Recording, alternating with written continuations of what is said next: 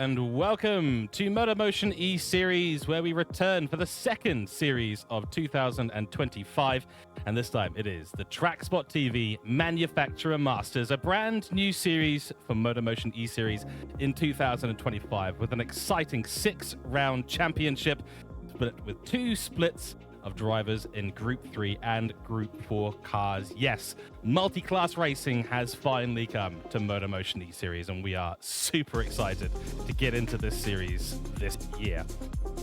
Primary sponsors, TrackSpotTV, and of course it is now time for a revolution in sim racing broadcasting with professional grade immersion, graphics and overlays, commentary and multi-platform streaming. We are the proud broadcasting partner of MotorMotion E-Series and very proudly being the primary sponsor of the Manufacturer Masters. Now, I mentioned there's a 6-round season. This is what the calendar looks like. Round 1, which is coming up and for your viewing pleasure very shortly. Trial Mountain begins today. 30-lap races throughout the season. Then we head to round 2, Deep Forest. And what a fantastic place to go racing. Often don't see these Gran Turismo specific fictional tracks, but we do in this series. Then we head to round 3 at Sardinia, a layout in the afternoon for a fantastic skirt before we head all the way over to Japan to the Kyoto Driving Park, the Yamagawa and Miyabi layout on the 6th of May for another 30-lap race at twilight.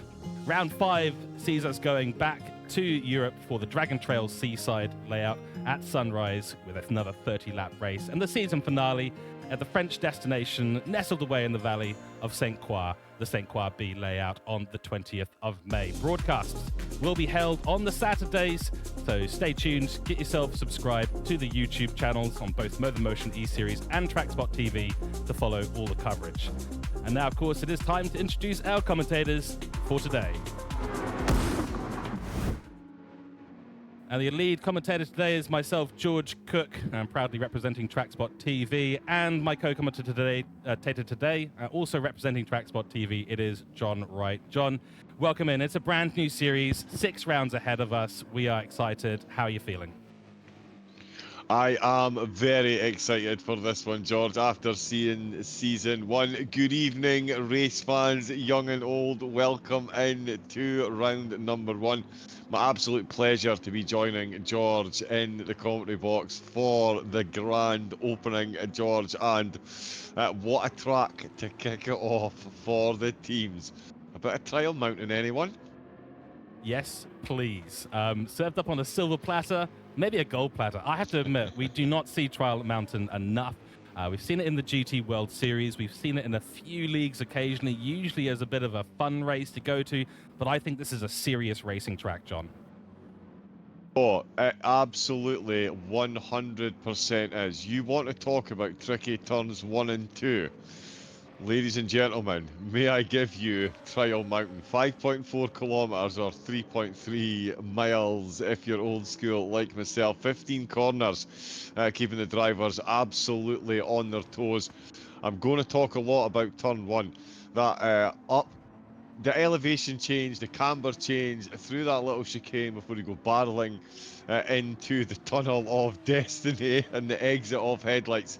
It's going to be an absolute cracker, and the lineup of teams that we've got as well that are going to be flying into turn 1. Of course, we've got Aster, Black Rose, CP, Hooncore, Gridline and Lightning Motorsports. In fact, CP, I've got 2 cars, or 2 cars up in the level 1, so all with pro drivers, George. The level of competition here is going to be absolutely off the charts. Certainly is, and we've got a brand new format for this Manufacturer series, which is super, super exciting. And the way that it's been put together by the MotorMotion admins has been incredible. It's such a complicated matrix of things that had to happen to actually get this to work. The way it works, ladies and gentlemen, we have 2 splits. We've got split 1 and split 2. You'll see both on the coverage tonight and through each week. Split 1 is based on who is the fastest drivers out of 32. We've got 16 teams, 32 drivers. So the top 16 drivers in Split 1. In Split 2, you've also got the lower 16 drivers, but each split has got 8 drivers, each from a different class. So we're going to have 8 of the top Group 3 drivers in Split 1, and then 8 of the top Group 4 drivers in Split 1. That'll be replicated over in Split 2, and the teams have to have one driver in one category in split 1, and their other driver has to be in split 2 in the opposite category. So just as an example, so that we can try and explain this probably for our sake as well as the viewers' sake, John, if you have a Group 3 driver in split 1, your Group 4 driver has to be in split 2. If you have a Group 4 driver in split 1, your Group 3 driver has to be in split 2. So there's been a big draft pre-season to get this all going. It's rather complicated, but I tell you, having multi-class racing coming to MotorMotion E-Series is super exciting. We'll talk about that more as we get into the race. For now, let's have a little look at today's round. It is round 1 at Trial Mountain in the USA. As John said, a very exciting place to go racing. We've seen it in a few leagues, but honestly, it hasn't gone up on the screen enough. I love this place. It's one of my favorite tracks. One of the OG tracks in Gran Turismo. 30 laps today, and the question that we're all going to be asking, can Matt Donetti continue his winning streak from Carrera Cup? And I think he's going to have a lot more competition. This is a stacked split 1 grid. Yeah, it really is. I mean, that name alone, Matt Donetti, I know from recent series, it's a name that's only recently come to my attention, and I'm quite frankly embarrassed about that. The pace that this driver has got behind the wheel of the car, the racecraft, is absolutely something to behold. And yeah, after winning in the Carrera Cup, can he continue over on into the TrackSpotTV MotorMotion E-Series manufacturers masters? We will certainly find out.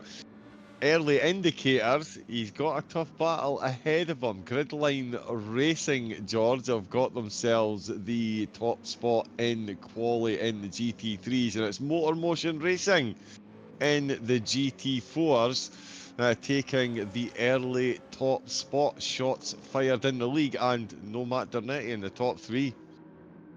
That's right. Yeah, it was a very, very tight qualifying. The drivers had 15 minutes of qualifying, so plenty of time to set a lap. But I tell you, that Group 3 qualifying top 3 is looking intense because Gopi Mahindajit is nearly a second ahead of his closest competition in Nick Pfaff. And Nick Pfaff was the one bringing the competition to Matt Donetti in the Carrera Cup. So a big difference, of course, between the GT3 Porsches and the range of manufacturers that are going to be on display here. That's something we forgot to mention as well. Each of the 16 haven't forgot. teams. Keenly going to be jumping in. That's right. Yeah. each of the 16 teams have to have chosen a manufacturer to drive. So if you end up choosing Aston Martin, for example, your driver in the Group 3 car will use the Group 3 Aston Martin. Your driver in the Group 4 car will use the Aston Martin Group 4. So there's going to be a huge range of different cars here. We've got, I think, Gridline Racing are in the Ferrari, as I understand it. So they are going to have a fun time with that machine. In fact, we'll run through just very quickly these results here. Gopi Mahindajit and Gridline Racing. Gridline Racing, of course, are in that Ferrari. Then we've got Nick Pfaff for Astor Racing. They are in the Nissan, so that's going to be a bit of fun for them. Lewis Atkinson and the Hoon Corp Esport chaps are looking to be in the Chevrolet for this season. Then looking down at the Group 4s, Michael Brill for MotorMotion Racing. They're in the Porsche. One Bite Racing are in the Audis this season, and Blake Williamson for Colin Racing Team are in the McLaren. So I'm going to be backing Colin Racing Team this season, John. Go Team Gridline. Ferrari for the win. You absolutely know. They've already taken pole position in the first round. As George alluded to, there was 18 choices for the teams, and one of they'll have to use both of the cars. So as he mentioned, the Aston Martin, you've got the Vantage Gr.4 and the Vantage Gr.3. Out of the choices, of course, I did mention there, 18 manufacturers were up for grabs. 16 teams, 2 didn't get an invitation to the ball. The Dodge Viper and the Subaru WRX. Subaru, slight bit of a surprise for me. Solid all-rounder car, or certainly since the last time I raced on Gran Turismo 7. It was a bit of an all-rounder. And some tight, twisty tracks we've got here. Trial Mountain, Deep Forest, Sardinia. Kyoto Driving Park, Yamigawa, Miyabi. Yes, I'm showing off. Dragon Trail Seaside and St. Croix. St. Croix? I'm going to get shot for that one.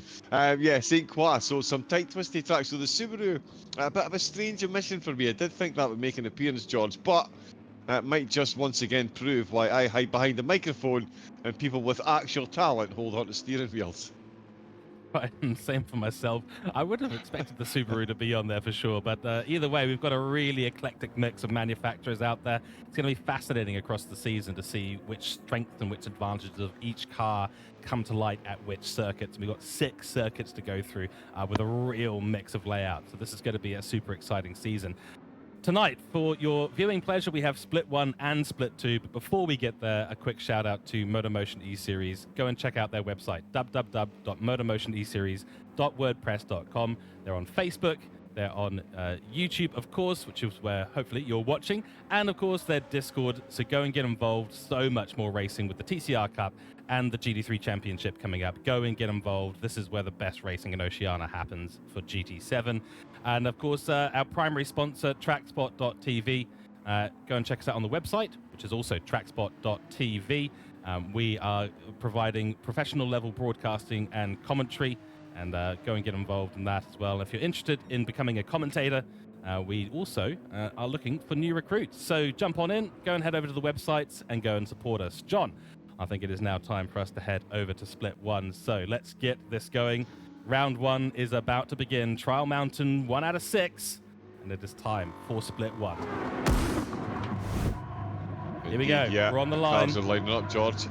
That's right. This is it. Lights are on. False grid start, of course. Copenhagen leading us away. Ferrari at the start, then the Nissan in yellow, as you can see there. Beautiful liveries, all done up custom by the teams. And that's Nick Pfaff trying to defend now against Hooncorp Esports, and Lewis Atkinson making an early move down the inside of turn 1. Rapidly becomes the outside. That's a scary place to be. Copenhagen is away like fire of that Ferrari red off the line, and into the tunnel we go for the first time. Fantastic scenery at this Trial Mountain location.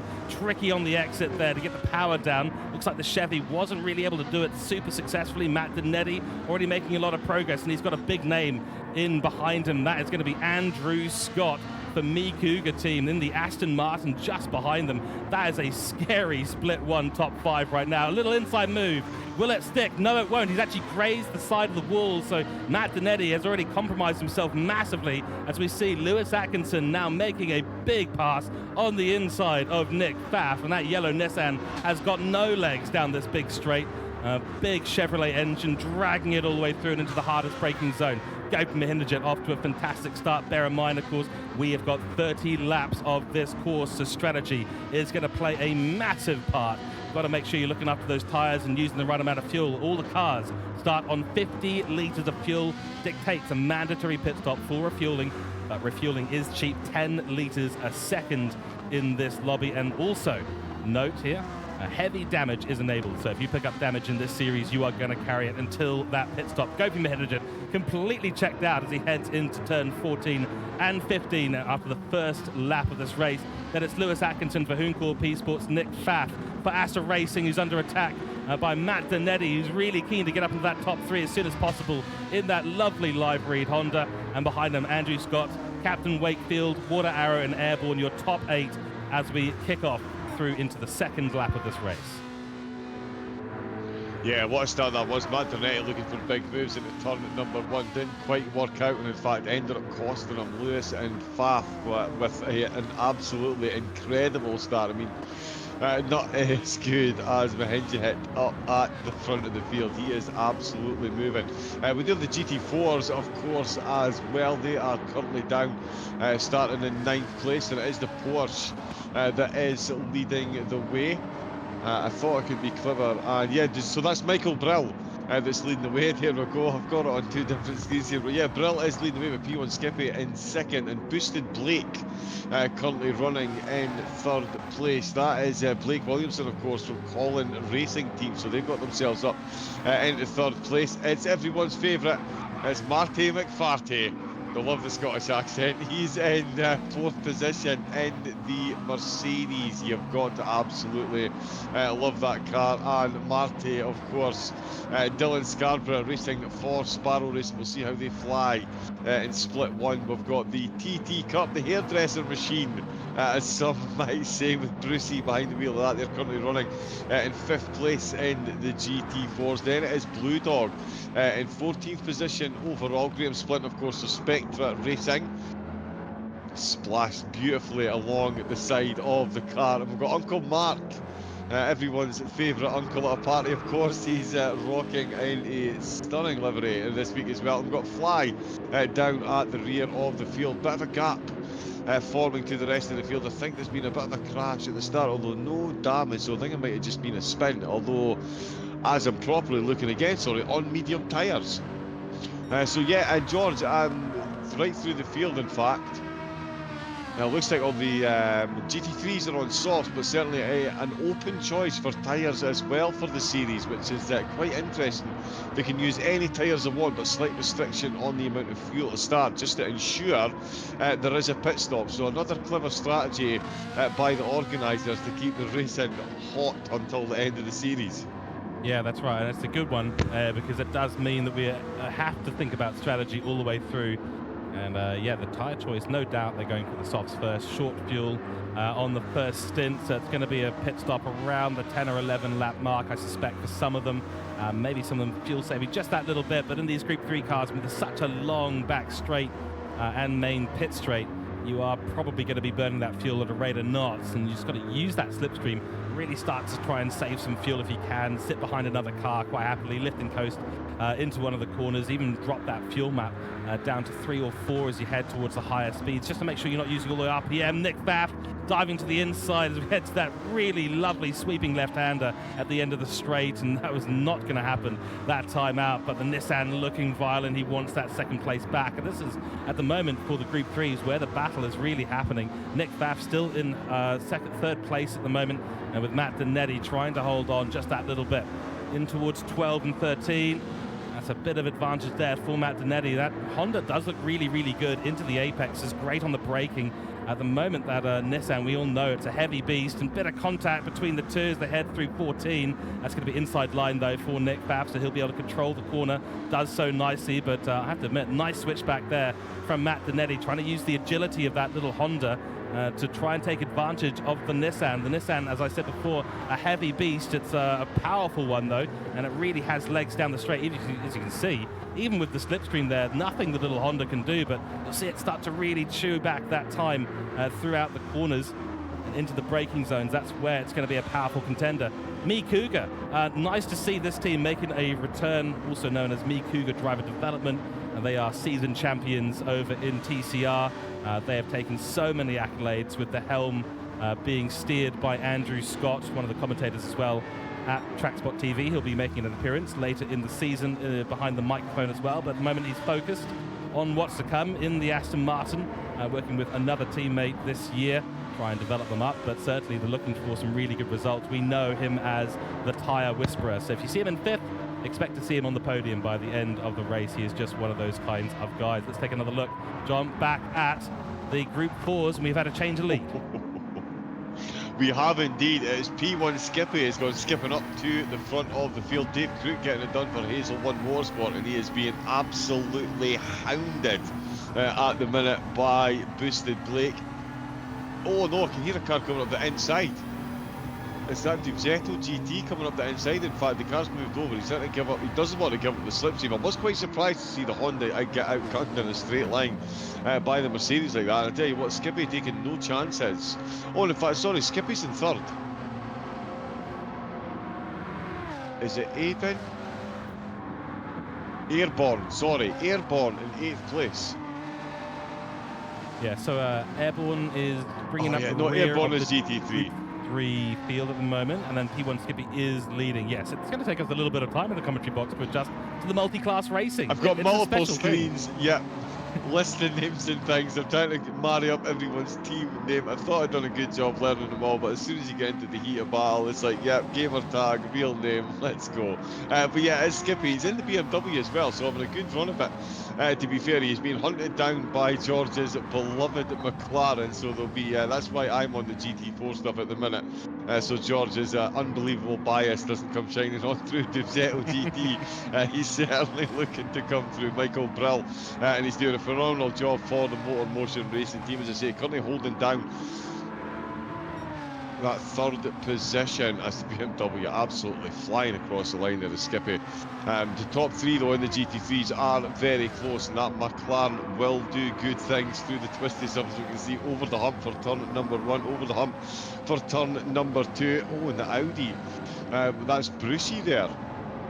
So Brucey having a good run in the Audi, but he's going to have to go full defensive once again. He got a phenomenal run at the last corner. I'm not sure if Dubzetto had himself a little penalty there, but Brucey on an absolute charge gets himself suddenly up in the third position, puts Buzzetto down into fourth, and Martin McFarty not too far behind either now in fifth place. So Skippy skipping off into the distance as Blake is following him. Let's see what Dubzetto can do, if anything, in a straight line. It doesn't look like it's going to be much as the driver ahead tries to hold off, move over to shake off any slipstream advantage through the tunnel.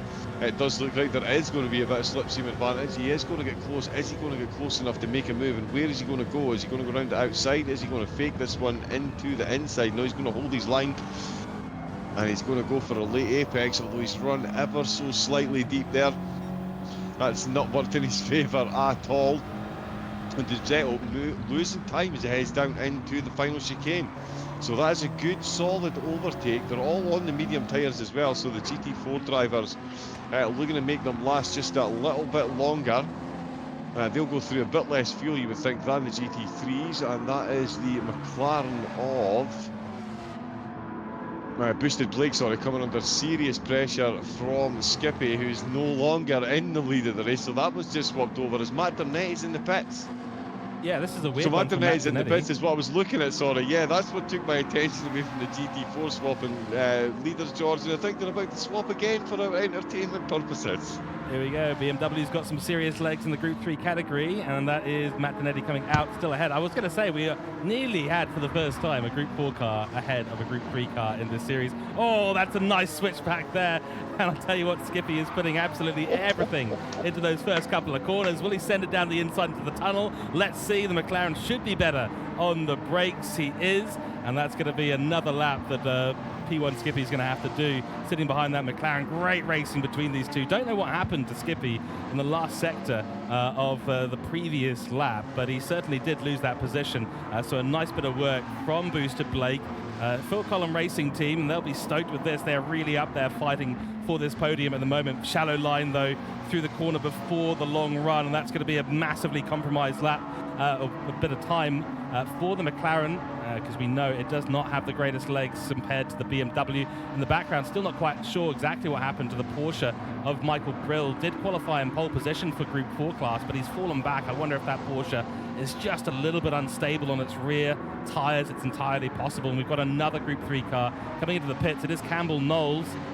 So he is on 28 litres of fuel, medium tyres. He's coming in already. And look, we've got side-by-side, back-and-forth action. And I think Bruce the Shark is keen for a bit of involvement. Nearly gets a tail, or a tooth, I should say, into the battle. And a four-way proper battle starting to evolve in Group 4. That's the way it should be. Three-way battles in the Group 3 class, four-way battles in the Group 4 class. And whoever said Group 4 racing isn't exciting, John? Oh, it's absolutely amazing. I wish I had the talent to drive these cars. They often provide the best racing on track in the multi-class series and series. And as you can see, the top four within half a second as they come to the end of lap number 7. And look at the pace of that McLaren in the slipstream. He's going to send it up the inside, which is an interesting line through here. It's an S-bend, so it's two inside apexes, one outside that he's going to get as they go flying over the hump. It certainly unsettles the car. The BMW looking for a wider line. He's trying to cut back now. Oh, he's going to have to try for a double cutback while defending from the Audi, because Brucey, the Shark, is looking to take a big bite out of the driver's ahead. Is he going to get slingshotted up 2 positions into the lead of the GT4s, or is this the moment when Michael Brill says MotorMotion are here to take the win, because he is absolutely tucked into the shadow of the rear spoiler of Brucey ahead of him. Oh, and look how close that BMW is. Skippy all over the back of Boosted Blake. Blake is going to need to do some serious boosting if he's going to get away. Oh, and the BMW has run wide. They're going into the tunnel. This is a detrimental for both of them, because it's given neither of them the slipstream. In fact, the BMW has lost so much pace, George. He is getting slipstream. He's back down in third place. Skippy down one, and here comes the Duetto, Michael Brill. He's rubbing his hands together. Fantastic stuff. Oh, this is going to be interesting. Into the braking zone we go. Biggest braking zone of the track, and Glenn Mead's got the inside line, and that'll be position secured from P1 Skippy. So wonderful stuff by these Group 4s at the moment. Do also want to have a little bit of a shout out to One Bite Racing and Glenn Mead, the Shark. Great naming of the team, of course, by them. A little flash in the lights by P1 Skippy. Not happy about something, but the number 15 car will just have to sit back and wait for his next opportunity. Big shout out to Glenn Mead and One Bite Racing. They are developing a livery sticker to go onto their car for the endurance off-road season in New Zealand South Island. So massive thanks to them. They are putting the TrackSpotTV name and brand on their car in real world life, and that is a very proud moment for me as the CEO of TrackSpotTV. So big thanks to Glenn Mead for arranging that. What an absolute legend. He's such a nice guy, and he's trying to give back to the sim racing community, of which he has so much fun with. And I tell you what, it wouldn't be MotorMotion without a big Bruce the Shark. He is fantastic. And now on the inside line next to the McLaren. Can the Audi do it? He's got the inside line. Oh, there's a little bit of contact between the two, but fair racing is on the screen right now, and that is going to be a great overtake for the Audi driver. Absolutely mind-blowing stuff. Can we play the Jaws theme every time he gets an overtake now? Because all the McLaren's trying to get the move back up the inside. Here comes the BMW, and I tell you what, Michael Brill, I'm going to mention that name a lot by the end of this race, because I'm telling you what, let's not count him out for the race win here. We've already seen the movers and shakers ahead of him, and I tell you, the BMW and the McLaren could end up tripping themselves up here as that Audi is absolutely moving. Bruce the Shark, Big Bruce the Shark, he's also known as he comes through the tunnel, and that is a big old amount of slipstream. Now that's a clever move. The BMW pulls out early, and that's going to box in the post. He needs the McLaren to move here. He's not going to be able to just bump draft his way into this corner, and the McLaren has now got an option here. Or does he have an option as he just pulls the Porsche along beside him? The BMW is going to go for a big send up the inside because the Porsche is carrying too much momentum into the corner. He's right on the outside line, and the BMW is going to end up taking one of them and not quite getting the second as the McLaren just edges back in front as they head through 12 and 13 down into 14 and 15, George. This is absolutely electric from these drivers. Don't know who's going to take this. No, it's fantastic. I honestly thought we were going to be spending a lot of time on the Group 3 cars, and I think we've ended up spending a lot of time on the Group 4 cars. The battle will continue. We'll come back to more coverage of the Group 4 as we quickly head down the field. Blue Dog in 13th, Dylan Scarborough in 14th, Uncle Mark in 15th. Fly has a penalty and is in 16th place, and back to the lead. And go from Hiddejet. This has been absolutely superfluous from this man right here. He was a second clear of the field in qualifying, and look at those times. He's done a 1:49.9 for the fastest lap, and look at the consistency, John. All in the 150s, all very, very low, except for that last lap as the racing softs start to get bled away. The right-hand side tyre is getting absolutely brutalized. He's already overtaken some of the Group 4 cars in this race. We're only 9 laps through. Next competitor down is Hooncorp Esports, Lewis Atkinson, in that beautiful Chevrolet. I do love the look of this car. I can't drive it. I've tried. I can't do it. And Nick Pfaff, you can see just in the background, there's Pfaff and Andrew Scott bringing up those 3 and 4 positions. And then, of course, Captain Snooze. So not a lot of action actually happening in the Group 3s. They're split by quite a lot. And, John, this is a really tricky track to get right. I mean, Trial Mountain is one of those ones. I mean, it's got the word trial in it. It is one of those tracks that really starts to separate. Small amounts of skill difference really become big over the course of a long race like this. And we're only a third of the way in. So these are only set to get larger in terms of the gaps. The strategy, though, is where it's going to come down to. When do you pit? How much fuel do you take? What tyre compound do you get yourself onto?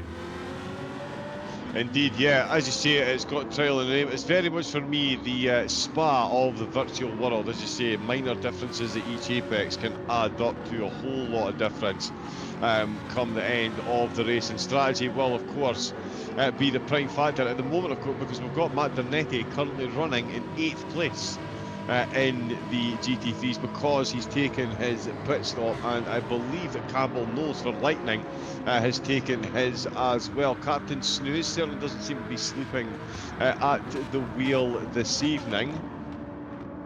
And sorry, George, which team is Captain Snooze with? So Captain Snooze is with Black Rose, that's Nathan Racing. Wakefield. Correct. Nathan Wakefield. Sorry, I've got his name down as Old Wakey. That's all good. AKA Old Wakey, Oh, AKA Captain Old Wakefield, Wakey, AKA Wakey. Nathan Snooze. Oh. And we have Saint Croix on the calendar. So we're expecting him to pull off to the side of the road and have a sleep. Yes, indeed. But actually, we need to find out what happened last season. That was We do. It was a bold strategy, Cotton. Let's see if it plays out for him. We've got the race leader though in the GT3s. He's come into the pit 7. That was something I was going to mention, George. Actually, as you were on board with Nick Pfaff. Nick Pfaff's still in the white in the petrol, and Mahindra Hit is in the pits without any. So he's in a bit earlier. So this could. Will the undercut work? He's not got any choice at this point in time because. Yeah, go. Sorry, that's multi-class racing happening right now. We have got a Group 4 car that is not able to get out of the way in those first few corners, John. Sorry, it just, this is why we love multi-class racing. It gets so dicey, and these guys have navigated that really, really nicely. But Water Arrow has jumped both of them up the inside, gotten through into the braking zone, and CP up into 3rd place in this race. But yeah, you make a really good point about the fuel there. Looks like that Ferrari that Gopi Mahindra is driving, it is a bit of a fuel hog. It is really burning through that fuel quickly, whereas these other guys have been kind of sitting back a little bit. So we know that Gopi is super, super quick. He has got the ultimate pace in this race, but is that going to be to his detriment in a strategic environment? That extra fuel, the extra weight in the car, the extra time in the pit, it can certainly all add up. Whoa, he's hanging onto the outside line there, just about makes it through. He leaves no paint on the wall, which was a feat all unto itself. Then he's got Andrew Scott just ahead of him as they tear down the hill. Water Arrow, as you said, we're going to have to call him Fire Arrow. Riley Easter cutting his way through the field, absolutely masterfully there. It's all part of multi-class racing. Yep, slipstream, using the overtake, using the traffic, George. Whether it be, slower or quicker, and he's almost climbed into the boot with the golf clubs in the back of the Aston. All Aston Martin's got golf clubs in the boot, don't they? It almost climbs into the boot of the car with him, George, as Lewis climbs into the pits. That's right. Yes, as we know, the Audi drivers like to get them out on occasion when they feel frustrated. We may see some being ejected from the pit lane as they come into the pits and try and save a little bit of weight in this race. But you know, there's a big familiarity with these Group 3 cars. Everyone knows them, everyone loves them, so the skill level that everyone's displaying, there's no learning curve for a lot of these drivers, except that they're forced to drive a particular manufacturer's car that they may not have driven before, and that's going to be the big skill difference. How quickly can you get up to speed with cars like this when you're not familiar? If I drove anything other than the McLaren, I wouldn't know what I'm doing. As you well know, there's my bias showing again. And all of these drivers here will have to come into the pits shortly. They are on very, very low fuel, but I really do think that they are saving at the moment. Gopi Mahindra, where is he? He's on track. He's actually right behind them. So this is where the pace is. He's got so much pace in that Ferrari, and with such a quick refueling rate of 10 litres, he's actually negating the fact that he's had to come into the pits. Yeah, yes. He's going for a 2-stop strategy, George. Am I reading this correctly? He's got 18 laps left.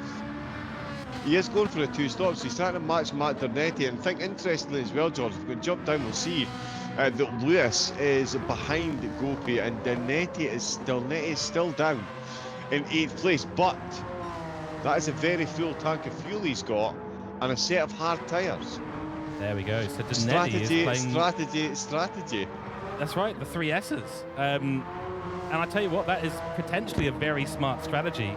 I mean, we know fuel is cheap, but if you have to change the tyres, I mean, we only saw the softs essentially last 10 laps, and then they're gone. The right-hand side just gets absolutely destroyed at a track like this. Water Arrow is in. He's on the medium tyres. He'll switch to something better, I suspect. But this could be a really 5,000 IQ strategy. We don't know how this is all going to play out, John, because we've got 8 different manufacturers in the Group 3 cars on display here today. They're all going to have different attributes when it comes to, peak RPM, to, how they deal with the tires, the suspension geometry of the car. There is no tuning, of course, in these lobbies. You are allowed to adjust the brake bias. That's the only setting. So they're all going to have their slight differences, and maybe the Honda is just going to be better on these long runs. We don't know what strategy is going to work. And that's what makes round one so exciting. This is why I love the openers of the seasons, because we have absolutely no idea what the drivers have planned. We have no idea which strategy is going to come to the top, which one will separate itself and find itself in the lead. At the moment, Gr.3 well and truly in the box seat, but Matt Donetti using a clever strategy, trying to run long and negate having to do 2 stops. Looks like Captain Wakefield opting for that strategy too. A lot of fuel on board, and he's got the racing hard tyres. Water Arrow came out of the pits with a lot of fuel and racing medium, so he will be quick, but he's going to need to look after those tyres if he's going for a one-stop. That is risky from the CP Motorsports Lamborghini driver. HC Lewis on the mediums with a large tank of fuel. So similar to the CP strategy there. Andrew Scott still running out there on absolutely no fuel. Has been overtaken by Gr.3. We'll see what Kuga does. They have a supercomputer at their disposal. They should have a pretty good run on the strategy today. They'll have calculated all the options that they like to do. So we shall see Gr.3 racing softs. He'll have to come into the pits again, and then Nick Pfaff looking like he's doing the same strategy as Andrew Scott. He'll have to come in this lap, surely. But he hasn't, because the pit entry is actually further back past before we get to turn 14. So, John, yeah, honestly, I have no idea. Let's go and check out the Group 4s and run us through what the strategy decisions have been there. Yes, there's been a change in the podium. Big Bruce the Shark, he is still chomping his way out in the lead. The puns don't get any better. The racing, I guarantee, does. We've got Zetto, who's made his way back up into second place. Graham Splint has had... Oh, no, sorry, not Graham Splint. Michael Brill. That list has thrown me under the bus twice. But yeah, the Porsche has certainly not thrown him under the bus. Boosted Blake in third place. That's, of course, Williamson for Collins Racing. So he's got himself into third. And Uncle Mark up into fourth place, which is a great run for him. Skippy down in fourth. I think he's been into the pits, though. Yes, he has. So, and he's come back out on the hards. Right, they were all on the mediums. Yeah, they were on the mediums mostly when they came in. So the GT3s have started on the softs, a couple on the mediums. We've had someone go on the hards. We've had the GT4s start on the mediums. They're all now starting to filter out in the hards. And in fact, Skippy looks like he's going to get himself past Uncle Mark before Mark has come in for his first pit stop. So George, I mean, you talk about the difference in strategies. There's going to be a difference in course. Each car is going to do different things at each course. We've got different talents and levels of drivers within the splits, and this is absolutely insane at this point in the track. I mean, we're going to see the top 4 for the GT3s come back together again, as we see the BMW trying to get it done on the Toyota GR86, an absolute beloved car, and here comes the GT3. Like they're standing still. The 2 GT4 stay well out of the way. Pfaff and Ando coming in. Look, Ando down to 0. Andrew Scott absolutely nailing it 13 laps in. He's going to have a minimum amount of fuel. And there's more GT4s coming in. As that is Michael Brill coming in. Yep, that's right. And we've got the GT3 starting to filter on through, and I believe that is Captain Snooze. So that is Black Rose Racing coming on through in a short period of time to overtake these guys. It was nice work there by P1 Skippy. Oh, a little bit awkward for Uncle Mark. But again, we know the blue flag rules. You stick to your line as much as possible. Move out of the way if you can, but make sure you're letting those cars on through. And I think we're going to see... Oh, Skippy's not going to let him have the apex there at all. Uncle Mark does so. Really tricky racing, but I absolutely love this. I love the fact that we have Group 3 and Group 4 cars on track. It's something you see so rarely in Gran Turismo 7, just because of the nature of the lobby setup. It's difficult to organize a race that's totally fair, but as always, MotorMotion E-Series have done the analysis, they've done the work, and they have figured out the excellent strategy and the format for these races, and it just makes it so exciting. Let's look around the rest of the grid. Uncle Mark, of course, overtaking for position. He needs to come into the pits. Blue Dog has pitted. He's on the racing medium tire for the remainder of the race. Racing mediums for Dylan Scarborough, and then Fly at the back of the grid on the racing mediums has come into the pits in that Lexus. Gr.3 is now back in the lead of this race. His closest competitor only just starting down the main straight. That is the distance. It is multiple corners. It is nearly I'm just trying to figure out the actual time difference here, but it is something like 20 seconds. Gautam Mahindra is really running away with it, but the people behind him are on the one-stop strategy. He's on a two-stop strategy, so he has to go ham and tong at this one. It has to be tooth and nails, otherwise he is not going to make enough time to figure out that pit stop. Behind him, Nick Pfaff, pretty close to Lewis Atkinson. Racing soft to him. This is going to be another interesting one. I think Nick Pfaff is going for a two-stop strategy, but he's looking pretty conservative on the fuel and the tyres at the moment. I think he came into the pits relatively recently. Water Arrow has been the big standout in Group 3, or the lower parts of Group 3 so far. Big overtake on Ando and Nathan, taking advantage of that blue flag situation they encountered just before the tunnel at turn 4. That's a wonderful livery by CP Motorsports. They've done incredible work this season, as has everyone. Absolutely love what I'm seeing around the grid. There's a car moving out of the way. Column Racing Teams, Group 4 McLaren, out of the way, nice and cleanly, with Andrew Scott coming in. Well, that was an interesting one, 0% fuel. So Andrew Scott is known to run to an absolute number. The man doesn't care if he's being overtaken here or there. He runs to his number. That's what makes him so deadly in these strategic races, John. Indeed, yeah, it's all fine and well being able to put down a lap, but if you need to come into the pits, you need to get your strategy absolutely on point. And we can certainly see these one-stop drivers give that Ferrari up at the front an absolute run for its money. And of course, we do have Andrew Scott and Matt Bernetti as well. He's on the hard tyre. So we'll see. I mean, it is going to be a lot for him to catch up, unless he's going for a two-stop and coming out and about to absolutely blitz the field on softs. I'm not sure Bernetti at this stage looks like he's got it right, although we're only halfway in. I mean, these drivers on the mediums may even need to come in again, although as I'm saying this, yeah, now, Captain Snooze, sorry, no, Andrew Scott, he's on soft tyres. Captain Snooze is on hard. Andrew Scott is on soft tyres for what is going to be about 15, 16 laps. Ooh, now we saw them run out about 12. That's going to be another little fly in the ointment someplace, you would think. Captain Snooze, he's got the Jag. Absolutely, there's definitely golf clubs in the boot of that thing, that's for sure. Snooze using it for extra ballast. He's even got the indicators on for the GT4 cars. Running in 6th place, he's got himself a set of hard tyres as well, so he too going for the long game, just ahead of Campbell Knowles. And Knowles, in fact, if we jump onto 7th place, just so I can get a quick reminder of his strategy.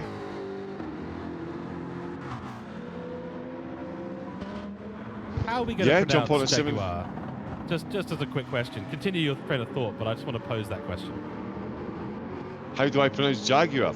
Correctly, of course. Excellent. All right. But we get to say Jaguar occasionally, especially when we get to France, right? Oh yes, of course.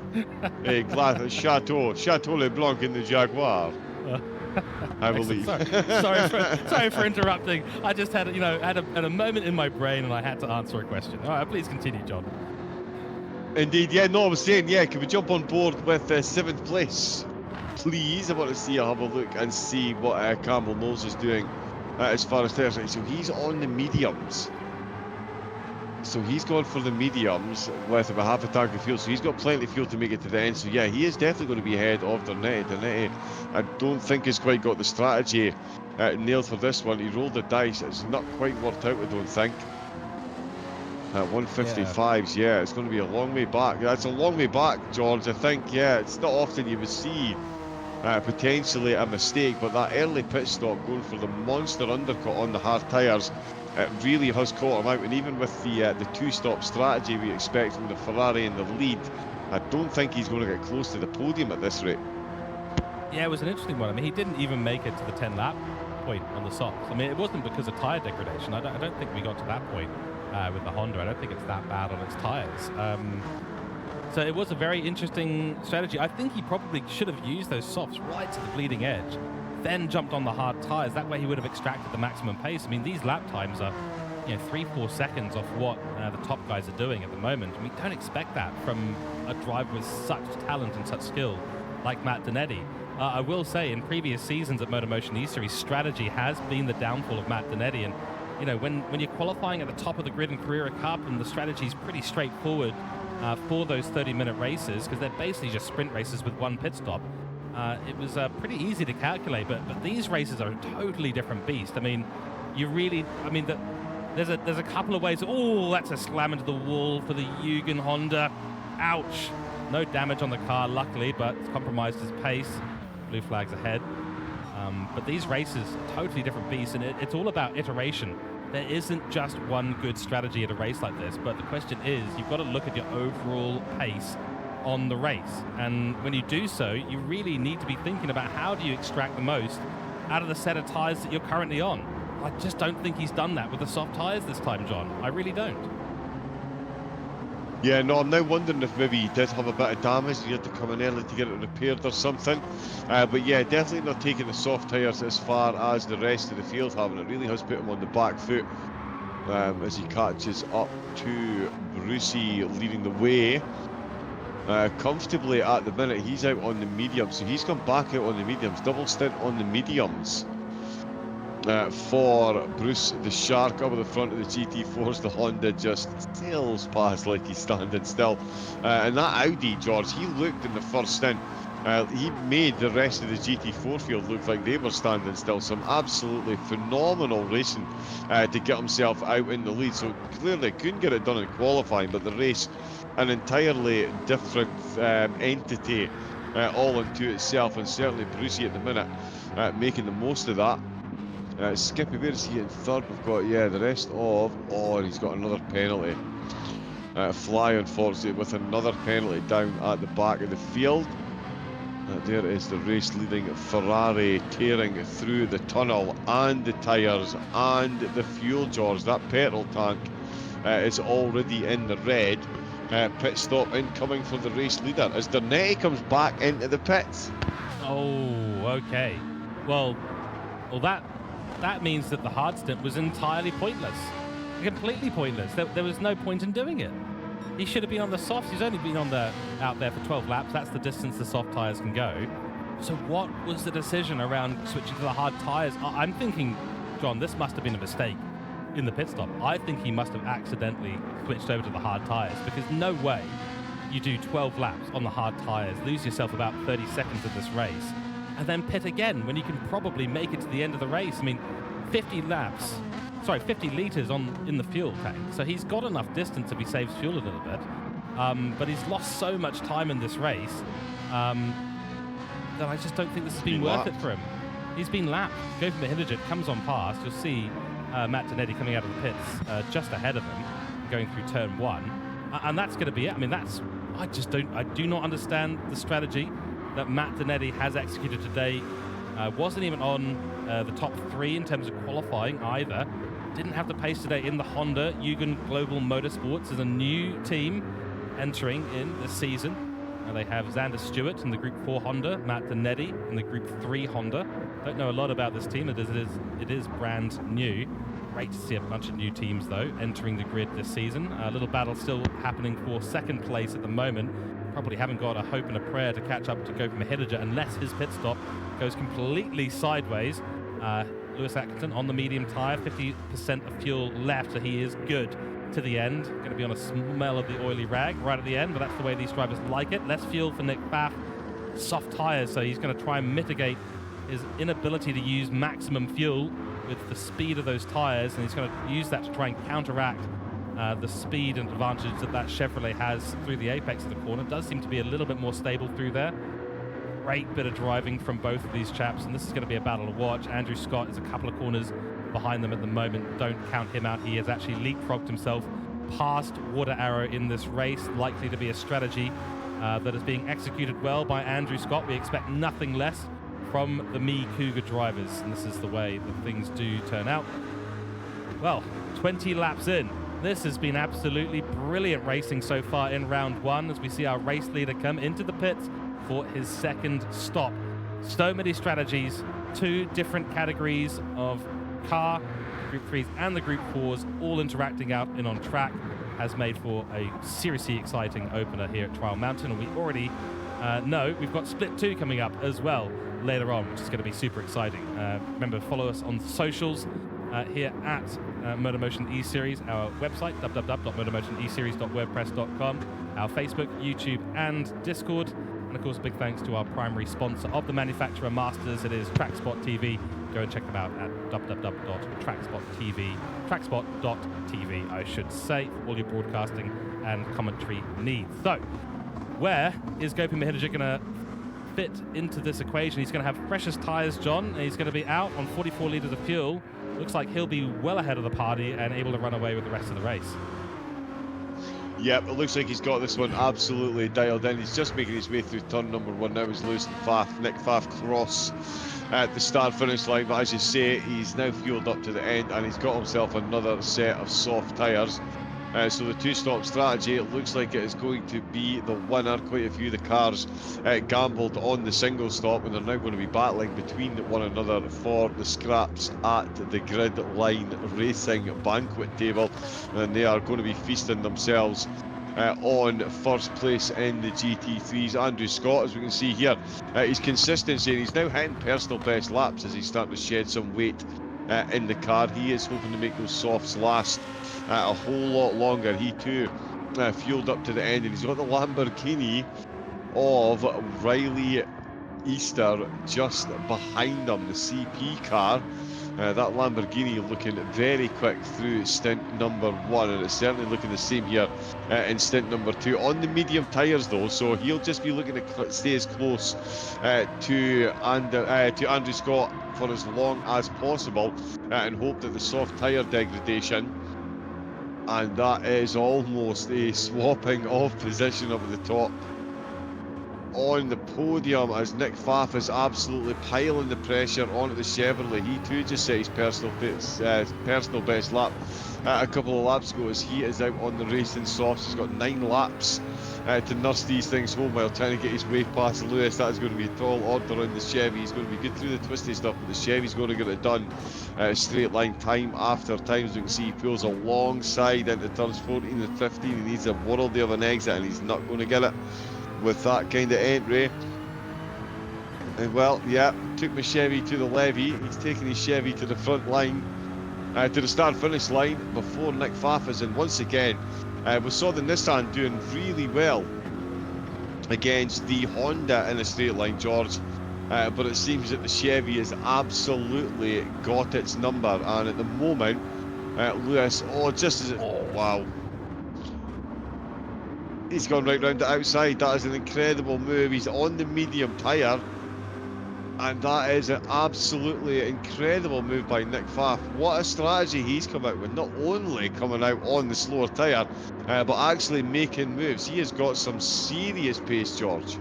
Wow, great move, very Max Verstappen-esque.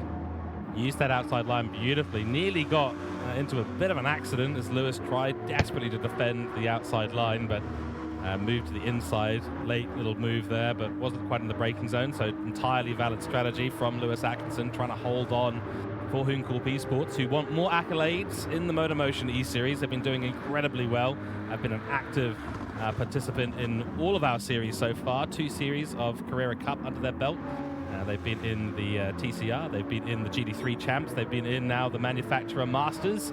It's great to see such a big team involved in all things racing MotorMotion E-Series. They are a real-world motorsports team as well, Hooncorp. Do all sorts of real-world racing and give drives away, do charity events. They are a fantastic organization. Nathan Howe, the team owner and team leader, involved with his father, Mike Howe, who's also a commentator for NZ Speedways. Fantastic team, fantastic group of guys, and just great to see what is, I guess, a truly Kiwi team on the grid here and representing the Kiwis. I absolutely love it. So I'm a big fan of Hooncorp. A big fan of all the drivers and all the teams, though. I can't show too much bias. I already show enough bias with my McLaren stuff going on. Nonetheless, these two are locked in an epic battle as we head onto the 23rd lap of this race. 42 minutes to go. Sorry, 42 minutes done. We've probably got a number of, probably about 14 minutes or so of racing to go in this race. Lewis trying to come back. That Nissan, though, is so quick through turns 2 and 3. Will the blue flag traffic mix things up? We'll see. It's going to be a little bit closer. They're going to pull to the outside. It is Dylan Scarborough, so he knows exactly what he needs to do. Does get on the brakes. Does get out of the corner. Oh, doesn't actually get out of the apex, and so Lewis has actually had to drive around him. nearly to the apex of the corner. And that's very, very awkward. That's lost him a little bit of time, but I tell you what, great recovery from Lewis Atkinson. Does hit the wall on the outside, and that's going to be, another wall there for either of them. How close can they get? Let's get the how close that was. It was very close. Graphic up at some point. We'll have to design one for sure. But there, a lot of great racing still to come, and this is a great battle in the Group 3s for these two. Little update for everyone. Andrew Scott still ahead of Water Arrow, ahead of Captain Snooze, ahead of Campbell Knowles, ahead of Matt Denetti, whose strategy has really let him down today. John, let's take a little look at what's happening in the Group 4 class. Yeah, it is still Glenn Mead for One Bite Racing. He only needed one bite up at the top spot, and he's absolutely held on to it. A driver who I did say that I would be talking about a lot towards the end of the race. It's Michael Brill. The MotorMotion Racing team will be very proud of the Porsche's efforts at the minute. It is safe to say up in second place for the GT4s after an absolutely very difficult first stint, it's safe to say. Dropped down to fourth place at one point.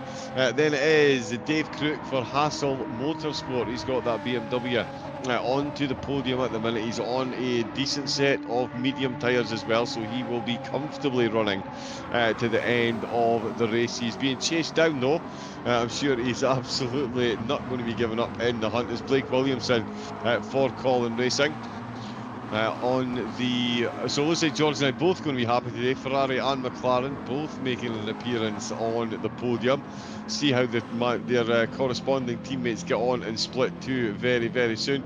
Marte McFarty is currently running in fourth place. So good race for the Sparrow team so far. Then it is Blue Dog, Graham Splint for Spectra Motorsport. Plenty of interactions with between the classes at the moment. Then it is Uncle Bart in the Toyota. Absolutely. One of the first cars I sim raced in. So there we go, way back on Gran Turismo Sport. Well, I say that, I did race on Forza way back in the day, but yeah, first competitive league race, the Toyota GR86. What a car this thing is to drive. And Fly bringing up the rest, bringing up the end of back of the field, and with another penalty as well. That is Rusty Nuts Racing Bryce Kentwell, and coming into the pits with the penalty, so that is going to be a particularly painful one, but carrying damage, and as we've said, there is heavy damage on, so if you do pick up damage, you will need to come in and get it repaired. It looks like there's quite a few pit crews out, but it is just Fly coming in. As I say, he's bringing up the rear of the GT4 field here in round number 121 laps in, and it is Ferrari proudly flying the flag for the GT3s. Don't you get too excited, John. The McLarens will fight back. I'm absolutely sure of it. But yes, Ferrari fans rejoice. What has been a dismal 10 years of racing for them has started to improve itself rather rapidly here with Gautam Mahidajit. He is the name that is on the screen right now. Racing soft tires. He's been going absolutely like fire in this race. I mean, unstoppable. I mean, this is actually a really astonishing performance from him. We know him as Primate GTR as well. So for those of you who know that name, he is been nearly into the GT World Series a couple of times. He is a super alien level racer, and these Group 3 cars are clearly where he feels comfortable, and you can see that with the pace, and the strategy has been set to match as well, John. I mean, going for the two-stop strategy, everyone else, or a lot of other people, going for that one-stop strategy, going onto a harder compound of tyres to try and make it through the race, and he said, you know what, I've got the pace, let's do the two-stop. Racing softs all the way through, I've got the option. Why not? Let's just do 1 minute 50s all the way through the race, and that has been the consistent pace for him. Every single lap does hit the wall there. A typical Ferrari move. I've got to find a way to clap back a little bit at John before I inflate his ego too much. But nonetheless, I'm sure both his team and Ferrari fans worldwide will be stoked to see Gopi putting on such a good performance at the top. Lewis and Nick still battling for that second and third place on the podium as we head now towards the 26th lap of this race, and it is going to be interesting to see what kind of countdown timer we have in this lobby, because these cars in the Group 3 category are going to finish the race substantially earlier than the Group 4s. Let's continue down the grid and keep an eye. It looks like Lewis Atkinson has actually built a reasonable gap to Nick Pfaff. Not a massive one, not enough to escape the slipstream right now, but look who's going to start breathing down their neck in short order. It is Andrew Scott, but The tyres, he is a tyre whisperer, and those softs have gone an incredibly long distance. He's been looking after them. The question is whether he's going to be able to hold on to 4th place, and whether or not there's going to be a mistake from Lewis Atkinson or Nick Pfaff late in this race. Overtakes Column Racing Team's Group 4 McLaren, and that'll be Ward Arrow who needs to navigate that next. Very awkward place for Ward Arrow to do so. Does get the inside line beautifully. Nice work by the blue flagged McLaren to get out of the way. And then it is Captain Snooze having a quiet one down here. Hopefully he doesn't nod off. Yeah, indeed. And we say that because he's got previous for it. But no, running in 6th place at the minute. On a decent race, he's ahead of Campbell Knowles and Matt Dernetti. If you offered them that at the start of the race, both hands, would have been the response. Dernetti back out on the soft tyres, back running down in the 151. So yeah, strange and costly strategy that they've gone for here for Eugen Global. It's going to all be down to Xander Stewart in split number 2. Of course, it's all going to be down to Tony Griffin and Scott Taylor. Their prospective counterparts are leading the way in the splits. The Ferrari absolutely majestically going past that Audi TT there. You can see the world of difference between those two classes, George. It still is astounding, but it is great to see. You love the multi-class racing, and it does add that extra bit of excitement, jeopardy, and just demands that extra bit of concentration from the drivers, as we've seen, making your way past. It can be beneficial, it can be detrimental. It is just what you make of it in the moment. Yeah, it comes down to your reaction speed. You know, the Group 4 cars have been told, you know, be predictable. They are allowed to hold the racing line. They're not necessarily forced to get off the racing line, but obviously most of the drivers would do so when they know that there's a car coming through, especially if you're not racing another Group 4 car. If you know you've got space, might as well make it nice and safe for the Group 3s to come on through. They are so much quicker into the corners and out of the corners and down the straights that there is no point in sitting yourself on an apex at the wrong time. Better just to back out of it and not get involved in that. Don't want to draw the ire of the stewards at all in these races. Michael Brill has been a real standout in this race. Qualified on pole for the Group 4 class for MotorMotion Racing Team. In the number 12 car as well. Good solid number. And, you know, he was in the 4th place in that battle when it was a 4-way battle for the Group 4 lead.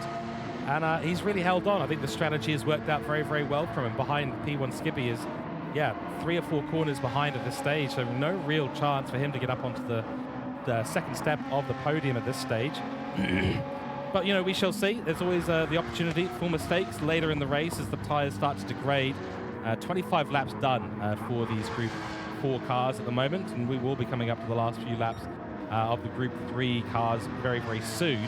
And that will mean that the race will end at that point, and the drivers will come across the line, and that'll be their positions. So, technically speaking, shorter races for the Group 4 cars all the way through. Looking back, it is Booster Blake for Column Racing Team in 12th, and then still in Scarborough.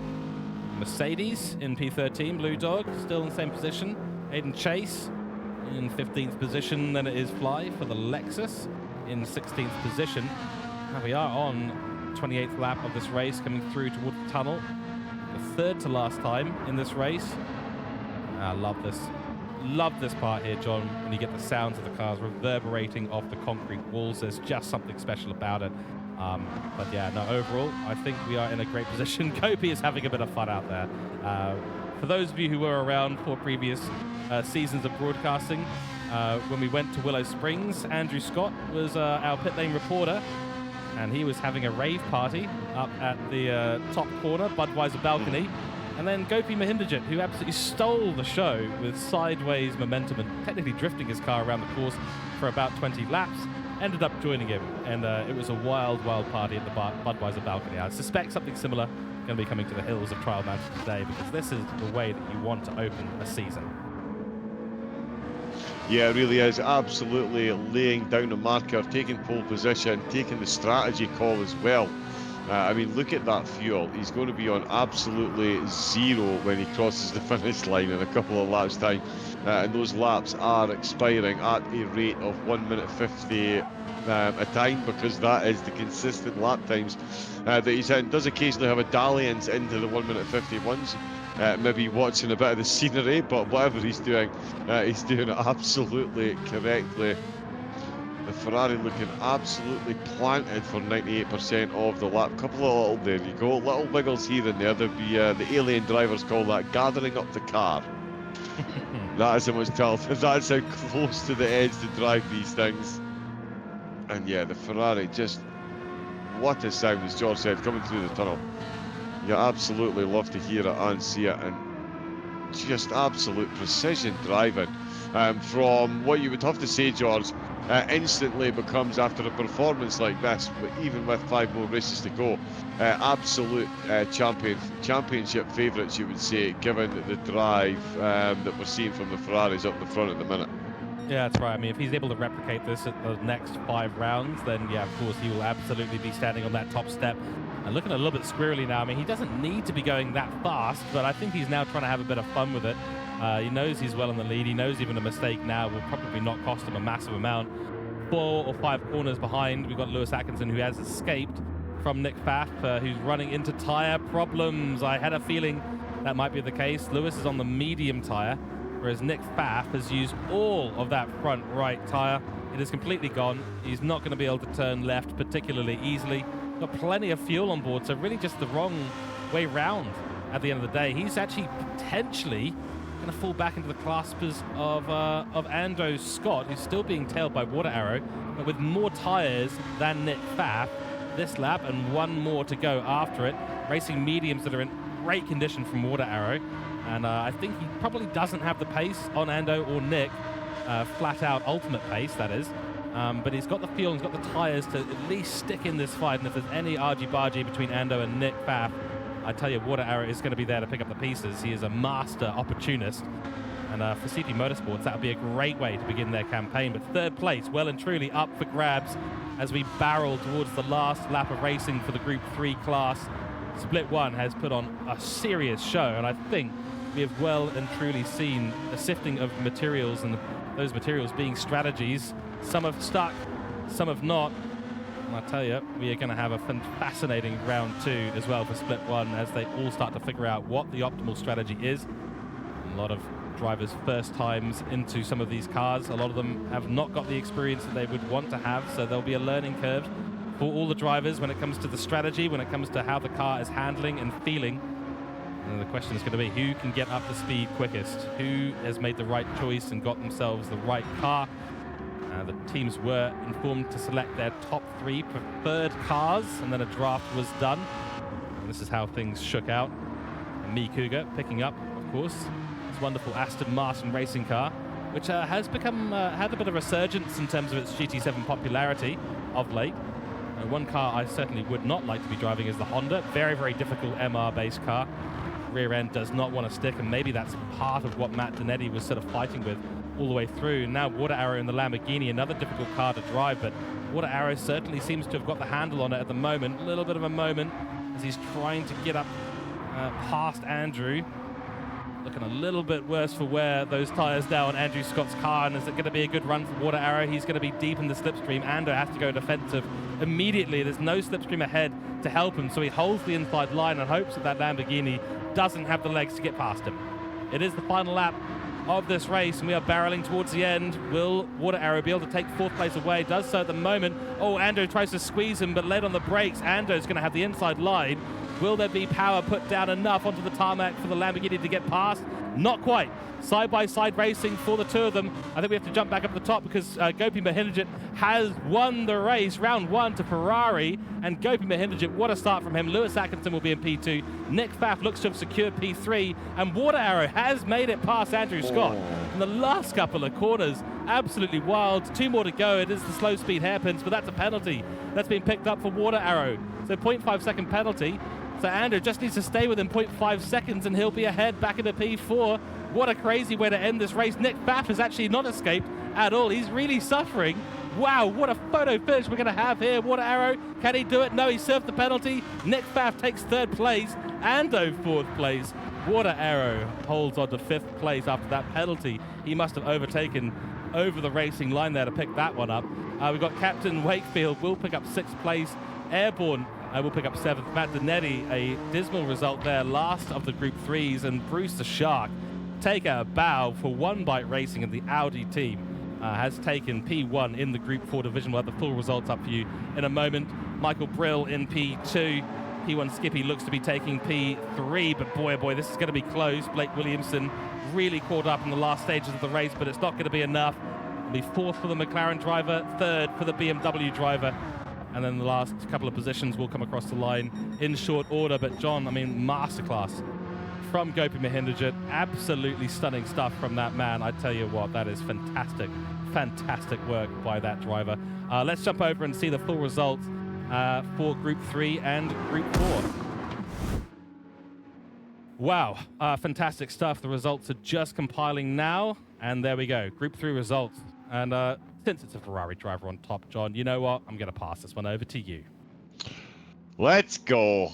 Round 1 of the TrackSpot.TV Manufacturer Masters Series. It was Trial Mountain, and it was no trial at all for Gopi Mahindrajit. He finishes with Gridline Racing taking home 18 points ahead of Lewis Atkinson. Hooncourt Esports 15 points for them. Aster Racing got 12, with me Cougar getting 10 points in 4th place. Andrew Scott finishing just behind Nick Pfaff. Then it was Riley Nicholson for CP Motorsports, 8 points for them to start the campaign. Nathan Wakefield got Black Rose across the line in 6th for 6 points. And then, big surprise for me, Campbell Knowles and Matt Dernetti, 7th and 8th for Lightning and Eugen. That's quite the uphill battle they've got for the rest of the season. And of course, the drivers coming in split number 2. But Forza Ferrari, George.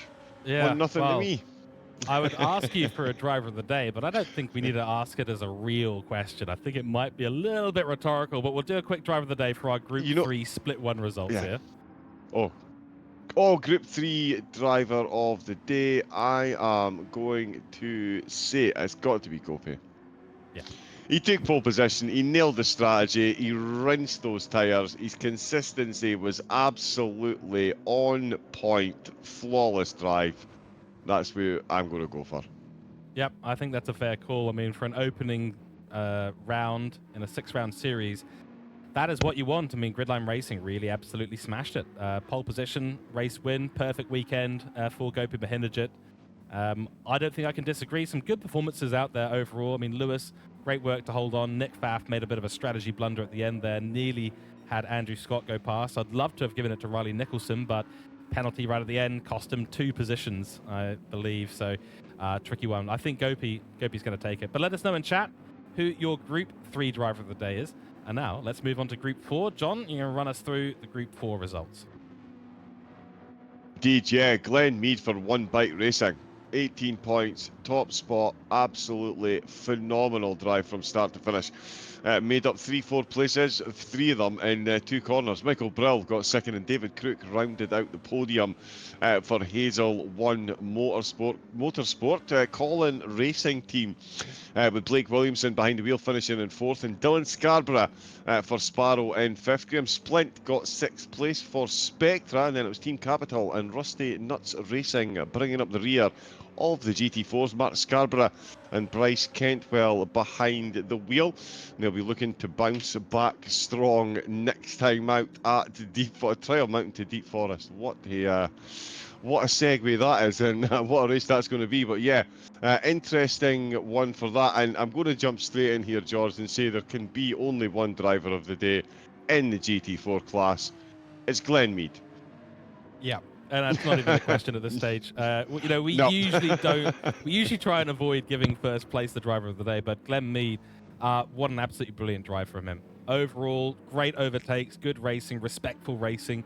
Executed the strategy well, did it better than the rest of the grid. Didn't qualify on pole position, so not perfect throughout the weekend, but yeah, Glenn Mead, absolutely, I think, unequivocally driver of the day, at least here in the commentary box for Group 4 in Split 1.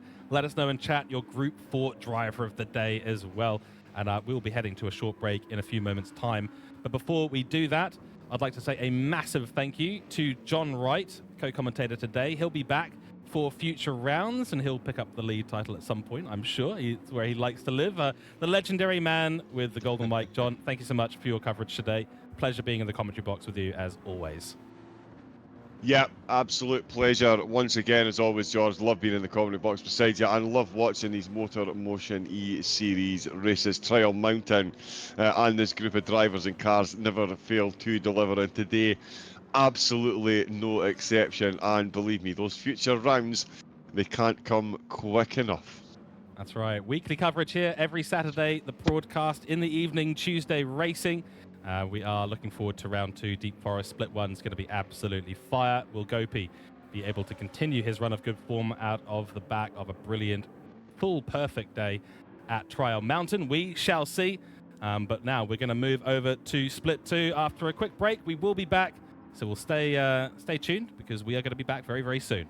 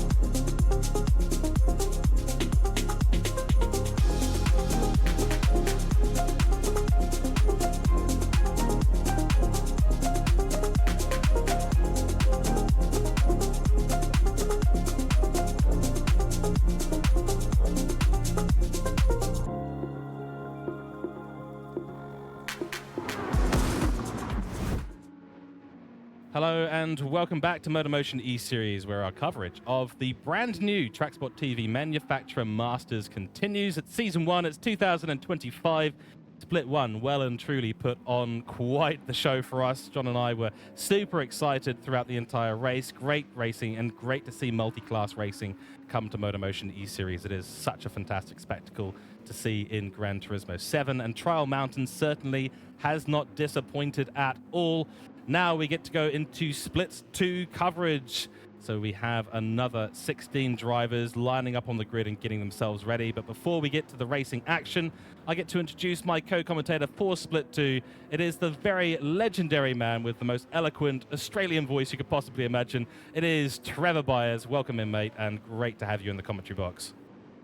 Thanks, George, or g'day, as we say in this part of the world. Hello to all of our viewers. Absolute pleasure to be here for what promises to be a thrilling start, and already has been a thrilling start to the season. Trial Mountain, as you said, perfect stage to kick things off. A circuit rich in Gran Turismo heritage, high-speed drama. Can't wait for it. We've got a grid stacked with talent.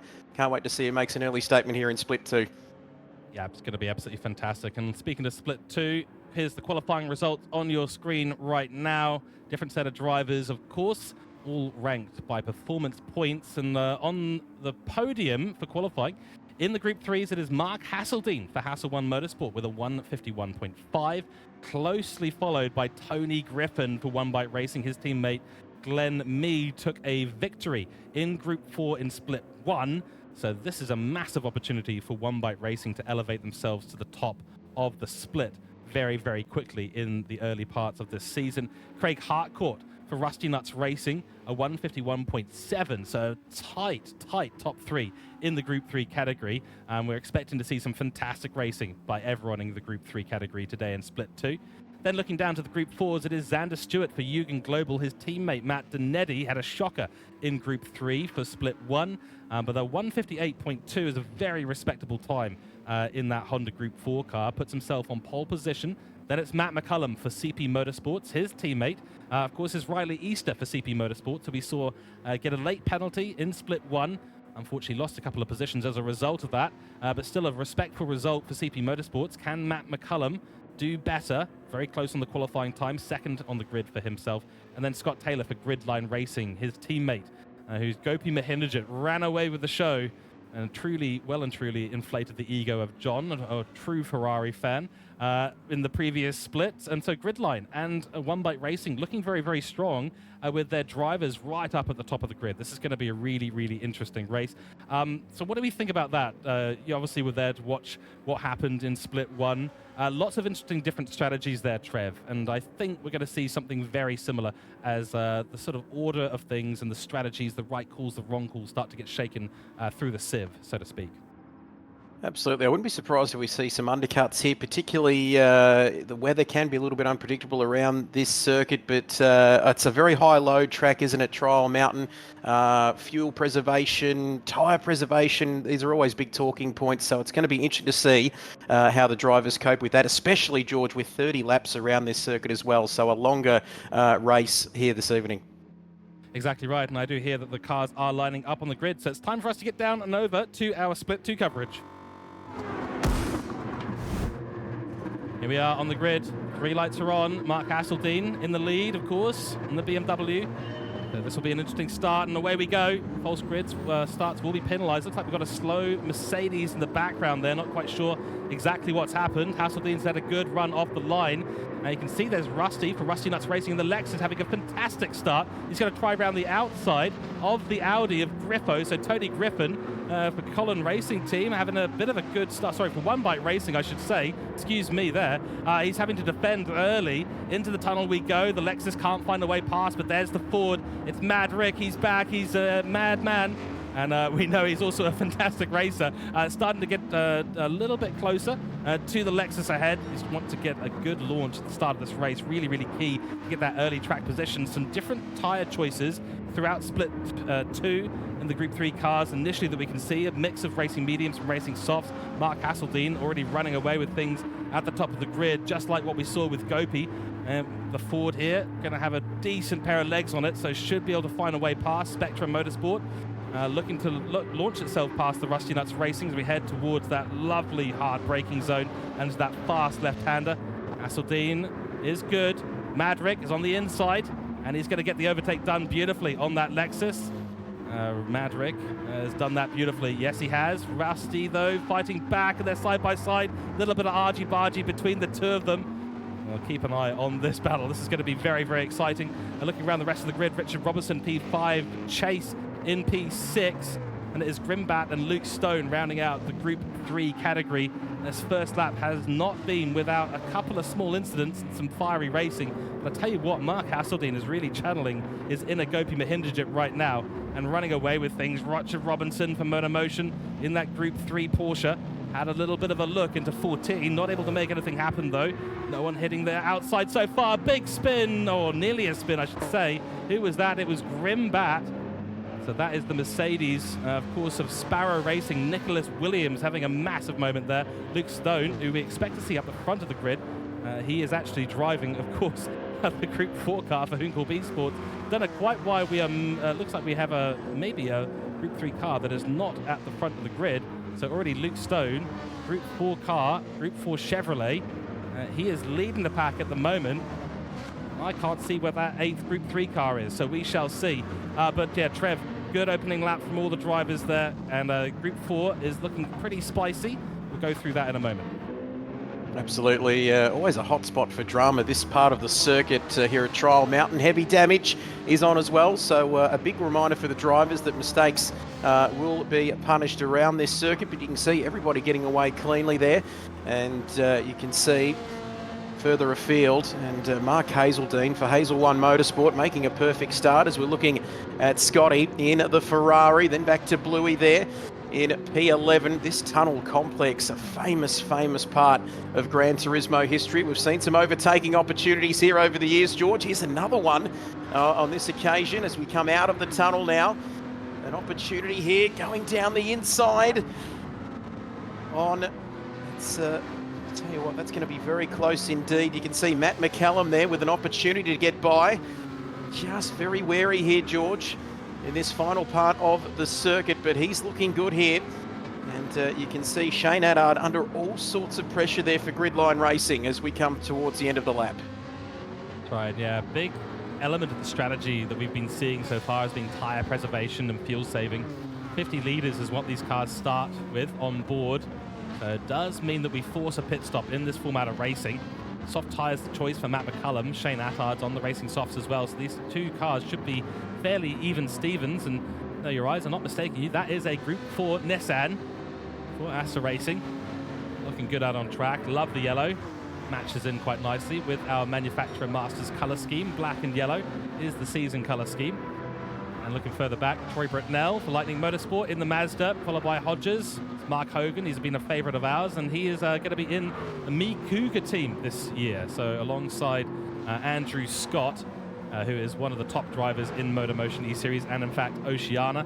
So he'll be learning a lot from Andrew Scott. He'll become a junior tyre whisperer over the course of this season. Very, very lucky to have been selected by Andrew Scott to be part of that team. A lot of history. And Split 2 currently led by Mark Hasseldine.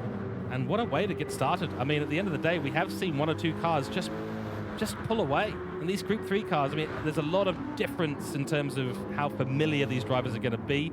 And did they get the car that they really wanted? That's the question.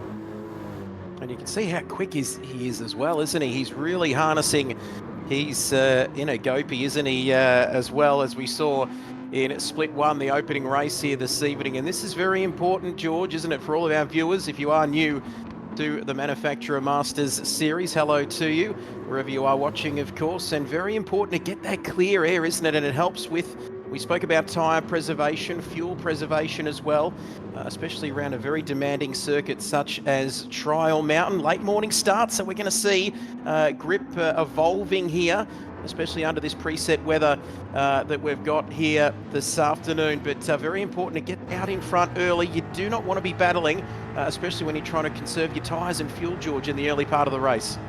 Yeah, you don't want to be losing that time. I mean, at the end of the day, track position at a circuit like this does become quite important, only usually to the point where you're in with the slipstream chance. You want that back straight and pit straight to be the places where you're making the overtakes. A bit of a trip onto the green there for Madrick.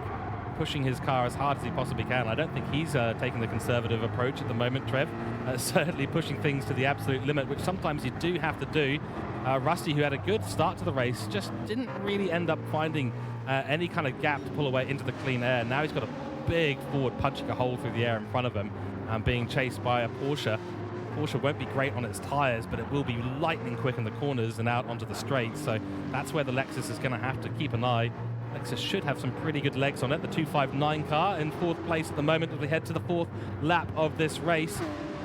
It's going to be a interesting strategy one here. Seeing such a big mix, and we saw 2 stoppers, we saw 1 stoppers, we saw a real mix in split 1.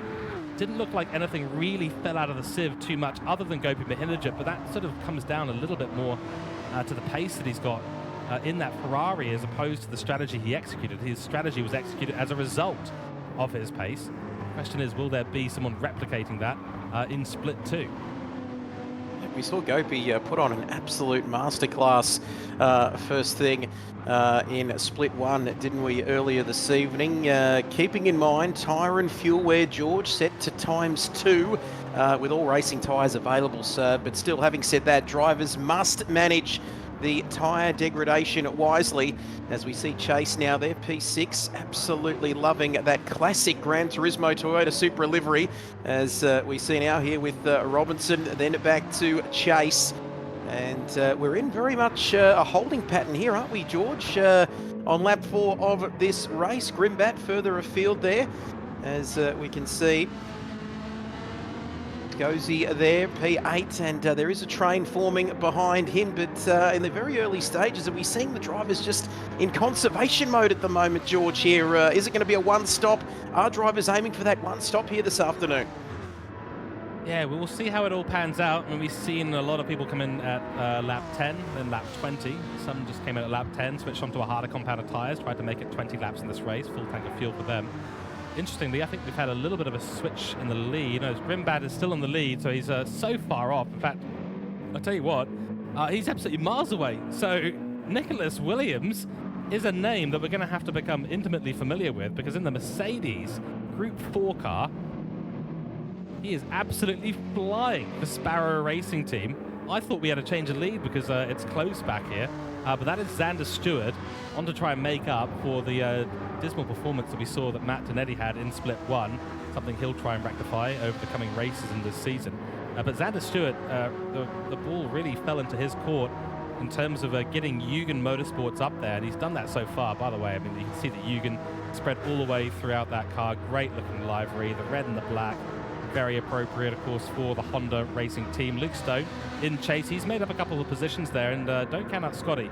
Now, the Group 4 cars looking close as ever throughout the grid as the Group 3s start to spread out due to their strategy decisions, and we do see a real split between the drivers start to happen in the Group 3 cars as their strategies start to be executed over the first few laps of the race. And once we get up to the strategy execution time, that's around 10 laps in, that's when we start to see the grid start to get really mixed up. Gridline Racing Scotty holding on to, I believe, is 5th place in the Group 4 category right now. My math might well be wrong, but there's Matt McCullum. He's going to try and make an overtake into 14. Absolutely. Has he caught him napping here down the inside through turn 14, then turn 15? Very famous complex at this circuit. I reckon he's got the job done there. Has he caught him napping on that occasion? Because he is through. A beautiful move there, making the most of his opportunity, and more importantly there, as we cross the line into lap 6 of this race, he is looking very good on tyre wear, as now we ride on board with Scotty on this occasion. Scott Taylor for Gridline Racing, and you can see very technical first part of this trial mountain circuit here, and down the inside, slightly outbraking himself there, Matty McCallum for CP Motorsports, and this could leave him vulnerable through this first part of the lap here, George. Yeah, exactly right. The spit of flames out of the back of the Lamborghini in the tunnel. Oh, that will never, ever get old. Never gets old, does it? No, it really doesn't. It's just I mean, this is a beautiful track. It's one that we all love so much, all the way from the early versions of Gran Turismo. I spent hours and hours on this map in Gran Turismo 3. In fact, I think there was actually a 30-lap trial mountain challenge available in the campaign mode for Gran Turismo 2 and 3, I think it was. So ironically, we're on a 30-lap trial mountain challenge here as well on the modern version, but with multi-class as well, which I think is just so cool to see. Really, really genuinely. And a shout out to all the livery makers. This is a beautiful, beautiful sight to behold. And these large redwood trees deep in the mountains of the US forestlands. I haven't seen Nessie yet though, so we'll wait for that little that little spoiler to come up at some point when we get the right camera shot. Absolutely, and like you said, geez, the nostalgia is very real, isn't it, George, here this evening? Because it's taking me back to my very early days on Gran Turismo. Great to see them, and see them adding more of these classic, iconic, old school Gran Turismo favourites as well. But back to the on-road. Let's get back into the present here, George. Back into what's happening out there on the circuit, and this battle showing no signs of letting up, because after dealing with Scotty, it looks like Matty McCallum is also having a look at Luke Stone here for Hooncorp Esports. He's slowly carving his way through the field as we head across the start-finish line into turn one. Here's an opportunity. Is he close enough on this occasion? Not quite, but he is very, very close. And Luke Stone will be looking in his mirrors, and he'll be very, very worried as he's run wide. And here's the opportunity for him to attack through the tunnel section. An opportunity here. He's recovering, isn't he, Luke Stone? You can see beautiful camera work here from our director here at the moment. But here's an opportunity now for Matt McCallum, and he is almost through. He's got his nose in front with that Lamborghini, George. Now he's got the job done, but Luke Stone not giving up here. Wow, fantastic racing. And oh, looks like we've got GLR Scotty. Wants to take a bite out of this one as well. Runs onto the gravel on the inside apex as we head through now the long tunnel on the long back straight. Such a big bit of track. Great slipstream opportunity for this as well. Camera angles as always looking great. Matt McCallum, he's the one been attacking. Now he's under attack. This Gridline Racing Scotty is going for it. That'll be a move down the inside. Let's see. No, covered off nicely by Matt McCallum for CP Motorsports. Not interested in letting up a position at the obvious overtaking spot on the track. And I think, you know, the Ferrari here looking strong. They've got Govin Mahindra in the team. And if Scotty is putting in performances that really could secure him up into the top three, you know, barring the fact that we've got a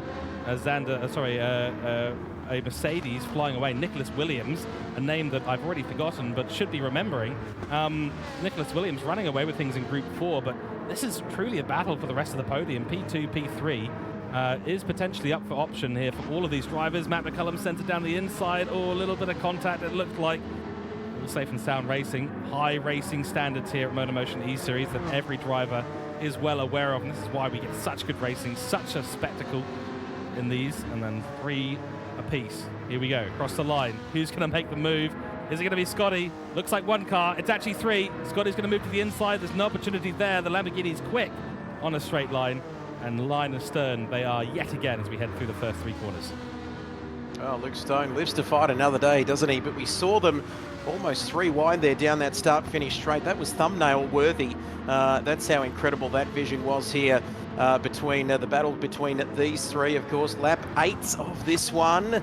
Drivers settling into that rhythm now, aren't they? Getting used to the tyre wear, the fuel estimates, probably starting to think about a potential undercut here. That's the next question, isn't it? We talked about that lap 10 mark out of 30 in this race. There is Grimbat, well and truly on a recovery drive after getting involved in some mischief early on. As we see a Madrick here, pit stop strategy. It is a big, big talking point, isn't it, in this series, George? But will some of these drivers be starting to think of coming into the pits? That is, it's all about getting that clear air, and more importantly, where you're going to come back out onto the circuit, isn't it? But look at this, all 3 wide. This battle continues. And George, this is worth the price of admission alone for everybody playing along at home. And Luke Stone has been the big loser out of this one, because not only has he got, he's had 1 go past, he's got 2. He's lost 2 positions there on this occasion. Oh, but that's a big accident. He's gone way too wide through the S's. And that is a massive accident for Matt McCallum, who's straight into the wall. He's got damage. He's coming straight across the racing line and been hit. Shane Attard goes ahead of him. Luke Stone, not any damage on the car, but boy, oh boy, his tyres could be in better shape. I'll pay for 3 tickets, actually, Trev. If this is the action we're getting in the Group 4s, fantastic stuff. Big winner out of that is Scotty for Gridline Racing. Finds himself in 3rd place for the Group 4 category ahead of him. It is Xander Stewart and then Nicholas Williams, who is well and truly away and running, racing softs, plenty of fuel on board to get through to the place that he needs to before he executes his strategies. And we are nearly at the point when we need to start talking about what strategies are going to be executed. Everyone will do a stop around the 10 lap or between 10 and 12 laps through, depending on how much fuel they are conserving in this race. But that has been a wild, wild battle in the Group 4s, and I think it's probably time that we refocus the cameras on the man leading. It is Mark Hasseldine for Hassel 1 Motorsport. He is leading. He is having a quiet race right now, has got the fastest lap of the race, which means he absolutely doesn't deserve any camera time right now. So we're going to move on. Tony Griffin for One Bike Racing has damage on the car, Trev, so he's made a mistake somewhere. Absolutely, and not forgetting, of course, that these mistakes will be punished with heavy damage on. So rubbing isn't racing here, really, is it? It's a recipe for pit lane visits if you're not careful. But yes, just getting back to that point you made of poor Mark Hazeldine there for Hazel 1 Motorsport. He's almost being punished, isn't he? He's really taking a leaf out of Gopi's book here, whether we can coin that phrase. But let's have a look at Madrick here on this occasion. And he's still continuing in P3, currently sitting at pretty in that podium position. And further back here, Richard Robinson, the MotorMotion Racing team, absolutely love that livery, but he has picked up a penalty. So this is interesting, George. This will cost him half a second of on-track time. And those potential track limits there, I'm guessing, on that occasion for Mr. Robinson. Yeah, it looks like, and Sector 3 is where you serve those penalties. It's at a rather awkward spot. Gran Turismo hasn't...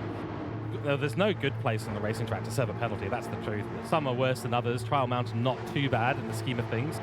But yeah, that's going to cost him massively. He's on the racing mediums as well, so he may even be going for not changing the tyres early on. I mean, this is the thing. We saw a lot of the drivers in Split 1, they chose the racing soft tyres because they know they've got 10 laps of fuel. Well, 10 to 12 laps of fuel. So they know the racing softs at the start of the race are a sensible choice. Then you can pick your strategy. Fuel up to halfway, take another set of racing softs. Or take a full tank of fuel and go on a medium tyre or a hard tyre and hope that you can hold on towards the end. The hard tyre certainly has not worked out for many on the grid, and we are starting to now see the pit stops. The pit stops. So we have our leader and Tony Griffin into the pits. 6 litres of fuel for Mark Hasseldine, so he's really chewing up. And these two are actually going to stay out. So Madrick for Spectra and Robinson for MotorMotion Racing Team, both staying out. They will, I think, be ahead of both the cars. We saw someone else coming out of the pits just a moment ago. Still waiting for those guys who were formerly P1, P2 in this race to come into the pits. So this is where it gets all confusing, Trev. This is where we have no idea what's going on. Fascinating choice of strategies all the way through the grid. So let's run through and see who's on what tyre, and we'll start off with the Group 3s, and I'll take the Group 4s. Absolutely, so we can see Madrick leading this race now, of course, yet to make his pit stop. We've seen Griffin come in and make a stop also, our race leader Mark Hazeldine. So will we see drivers going longer on that medium tyre? But we've got Robinson there, Richard Robinson in P2 at the moment on lap 11 of this race, and then we go down to a Rusty there in P3. Still had a medium tyres, had a great start there, didn't he, at the start of this race, settling in nicely to that podium position, heading down to P4. Aiden Chase for Team Capital there in P4. Let's wait and see on this lap 11 now, to see who is going to come in and make their stops. And we've seen the two already making those stops, of course. Mark Hazeldine, there he is in P5, and he's in clear air as well, George, which is going to be very, very important for his second stint of this race. And we've got Griffin there for One Bike Racing down in P6 as well. So those two guys are sitting very pretty for the second part of this one. Certainly are, yeah. A lot of racing softs being chosen again, and I don't know what's happened with Tony Griffin here. He's underfueled the car. So he's got no fuel on board at all. I think he's made a massive mistake in this race. He's had to fix the damage. But he is on an outlap, and he's already on red fuel. So he has made a massive mistake in this race, a pit stop error for One Bike Racing. He needs to have had at least 50 litres of fuel in the car. He's got about 10. So that has gone completely sideways for the number 62, and he'll be in the pits, I'm sure, at some point soon. Right behind him, About to make their pit stop as well, the Sparrow Racing's Grimbat. So Nicholas Williams, he'll be into the pits, I'm sure, on this lap. There he goes. In we go. So Group 4 starting to make their pit stops. So as we head down the line here, Xander Stewart on the racing mediums needs to come into the pits. Might actually decide to stay on those mediums, but there's an element of risk if you do so. So we shall see. Grimbat on the softs, of course. Then Scotty also on the soft tyres, still fighting off Bluey, coming in the rear for Black Rose Racing. He's on the medium tyre. I suspect, given the fuel, they'll both be in this lap. Shane Attard might be saving a bit of fuel on the racing softs, doing a really good job on tyre life, actually, on the racing softs and on the fuel. So a conservative drive right now for the Astra Racing driver. Then it's Mark Hogan for Me Cougar, racing mediums and conserving as much fuel as he's able to. Lightning Motorsports on medium tyres, but using all of the medium tyres. I can't believe how much of the medium tyre he's used so far in this race. Look at that front right. It's absolutely gone. And on a medium tyre that should really be lasting to lap 16, 17. Absolutely. He has used every bit of those racing medium tyres, George, and then some, especially that right front. I've got a feel for that right front. It is screaming, isn't it, there for Brits Lightning? And, well, as we go to Luke Stone now, nothing wrong with his tyres, nothing wrong with the fuel as well for Hooncorp Esports. And we've got a blue flag here. That is so close. And this is not for position, I don't believe, George. No. Full blue flag there. That is the Toyota Group 3 of Aiden Chase for Team Capital. But that is a scary place to get blue flagged on the S's up the hill. I just had thoughts of Esteban Ocon and Max Verstappen many years ago at Brazil, I think it was, wasn't he, when he was trying to put a lap on him. But anyway, yes, they're not on each other's Christmas card lists anymore as we wait to see, George, some more pit stop action here in the lane. That's right, yeah, Rusty now in the lead for Rusty Nuts Racing. Then it is Chase in P2, waiting for Mad Rick and Robertson to get their pit stops done on very low fuel for them. Hasseldean has retaken third position, followed by Tony Griffin, who's not come into the pits so far. He will have to in a few laps' time if he's got no fuel on board. I mean, this is massive. He's going to have to do a second pit stop, get on a tyre that can take him over 17 laps, or about 17 laps in this race, so that he can then try and make up the time loss. I think the race win is well and truly out of Tony Griffin's, out of his target sights right now. It's damage control, isn't it, as he comes in for a second time. That is a monumental error which cannot be understated. Has he gone... Well, he'd almost have to go to the racing hard tyre, wouldn't he, George, just to try to get that thing towards the end of the race, only doing a two-stop strategy. Yeah, I mean, the only other option he's got is they keep the same set of tyres, fuel up to 40 litres or something, go till lap 20, pit again, do three-stop strategy. That's the only way, but he's going to have to be absolutely rapid. He's got some good lap times in there at the moment. Not quite the consistency he needs to, but it's certainly quick enough. I mean, Hasseldean, what's he doing? He's in the 51s, on the mid-51s, his fastest lap, 51.5. The rest of them's been 52. So I think, actually, Tony Griffin probably has the pace on Hasseldean, but Hasseldean is probably just thinking, okay, well, I just need to run a calm race out the front.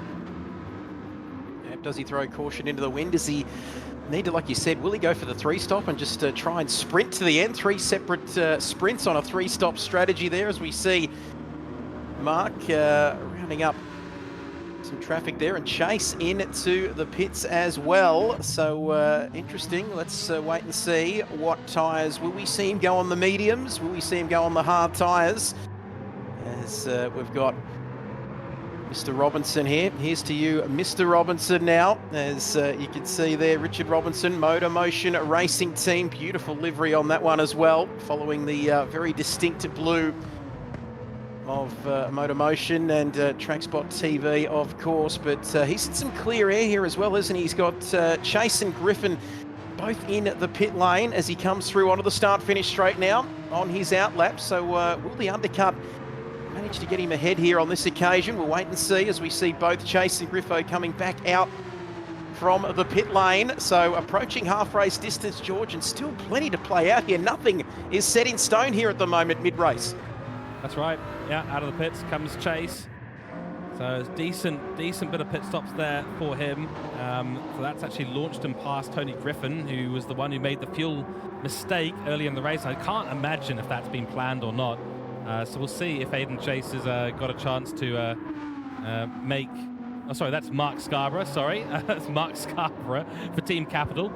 His teammate Aidan Chase, not with the handle Chase, ironically. So that's a confusing team. We'll have to keep an eye on Team Capital. Team Capital truly mixing things up in the Toyotas this season. But yeah, Tony Griffin, what's he decided? Racing softs, and he's going to try and go 16 laps with a bunch of fuel on board. Tony Griffin, you are well and truly throwing the dice down and hoping for 2 6s, because right now that has been a strategy blunder into a strategy risk, and I guess that's the only thing you can do. When you've made a mistake, do you absolutely risk it or do you go conservative? You probably just have to risk it at this point. Absolutely, and you might say he's got nothing to lose either, does he? He's really putting it all on the line.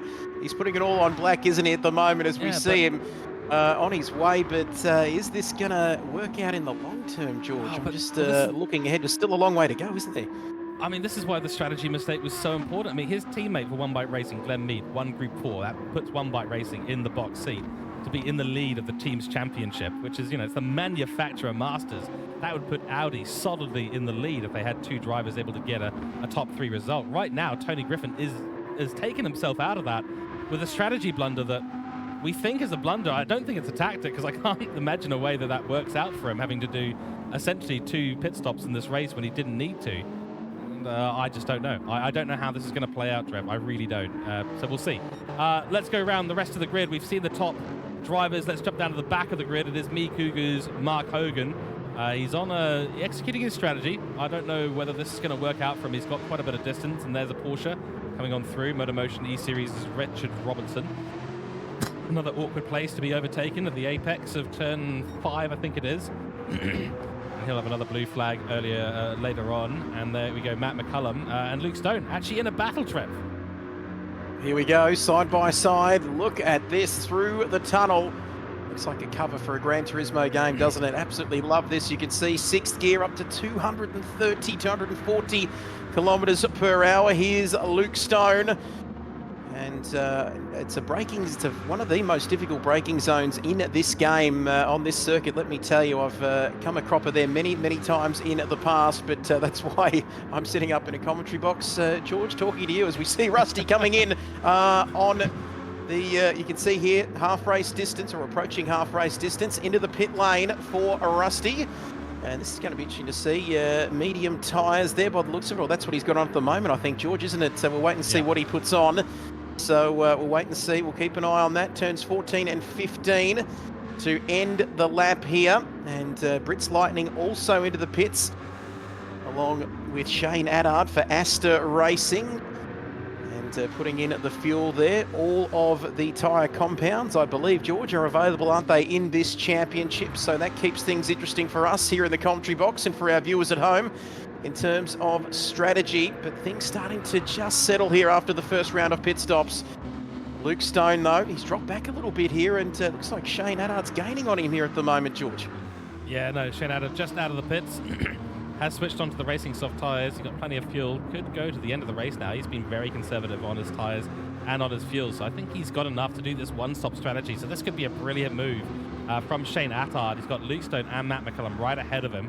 Not necessarily up into the top 3. We've got Bluey up there on the racing medium for Black Rose Racing.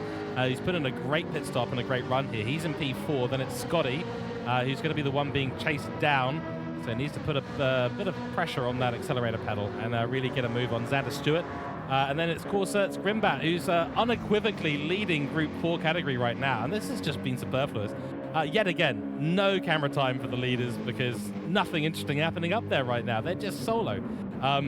And yes, I also want to say that 2 splits, 2 commentators. We've had 2 commentators say, that's why I'm behind a microphone and not behind a driver's wheel. Back ourselves, come on. Back ourselves a little bit here in the commentary box. No, I actually completely agree. Anyway, rapidly moving on from that slightly depressing thought. Tony Griffin rounding up the Group 3 field at the moment, followed by Aidan Chase. Following. Aidan Chase is following at the moment. Rusty, who's in P4. So it's actually been a good performance by the Lexus driver so far. Racing mediums for him, racing softs for Mark Scarborough and the Toyota team, Team Capital. That'll be one to keep in the mental checklist. Mark Scarborough is not Aidan Chase, and Chase is Mark Scarborough. Yeah, that's going to be fun. So we'll see. Mediums are obviously going to be the trickier tyre for these drivers to be on. but you know, get through about five or six laps, and suddenly the mediums will come alive, and the racing softs will start to struggle, start to burn out a little bit more of that rubber. But a big fuel tank full for the Lexus, so he's going to be able to go to the end nice and easy. Little wiggle on the exit of turn 15. He's just completed his pit stop, as we saw before, and from medium to medium, I believe. Then it's Madrick up ahead for Spectra Racing in the 228. Richard Robertson in P2 currently. No battles really going on there. And same for Mark Hasseldine is on the racing softs. Going for the two-stop strategy. Plenty of room to execute it. Of course, you can see the distance. He is back to Richard Robinson. But this would be a really good win here in P2 for MotorMotion. It'll be great to see where the teams do sort of start to pan out with the points earned between the drivers. No team points in this series. It all comes down to where your drivers place within their categories and within the split that they are running in. So that's going to keep all the drivers on the toes. The team certainly going to be hoping that the drivers do well. No tuning involved, but we do have balance of performance. So keep an eye, keep a very close eye. So 17 laps in. That is your order for the Group 3 category. Gr.4 has got so much work to do in this race. He's got to go all the way to the end. And then leading our Group 4 category, it is Nicholas Williams, who is looking as quick in the Group 4 Split 2 category as Govin Mahilajit looked in the Split 1 Group 3 category. And that, of course, for the Mercedes team, Sparrow Racing will have a very, very happy team owner. Dylan Scarborough will be stoked. He didn't have a great run through Split 1 in the Group 3 category. But certainly in Group 4, if they're able to do this, they'll be able to bank a bunch of points, 18 apiece for a win.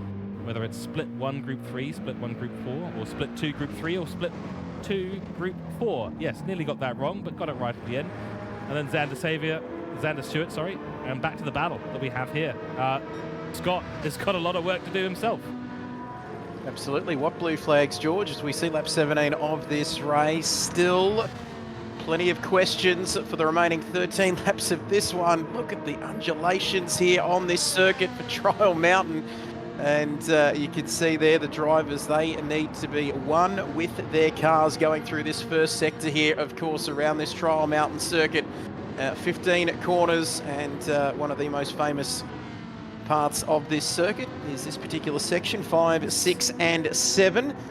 And this is interesting here, getting very close. Yeah, this is really weird.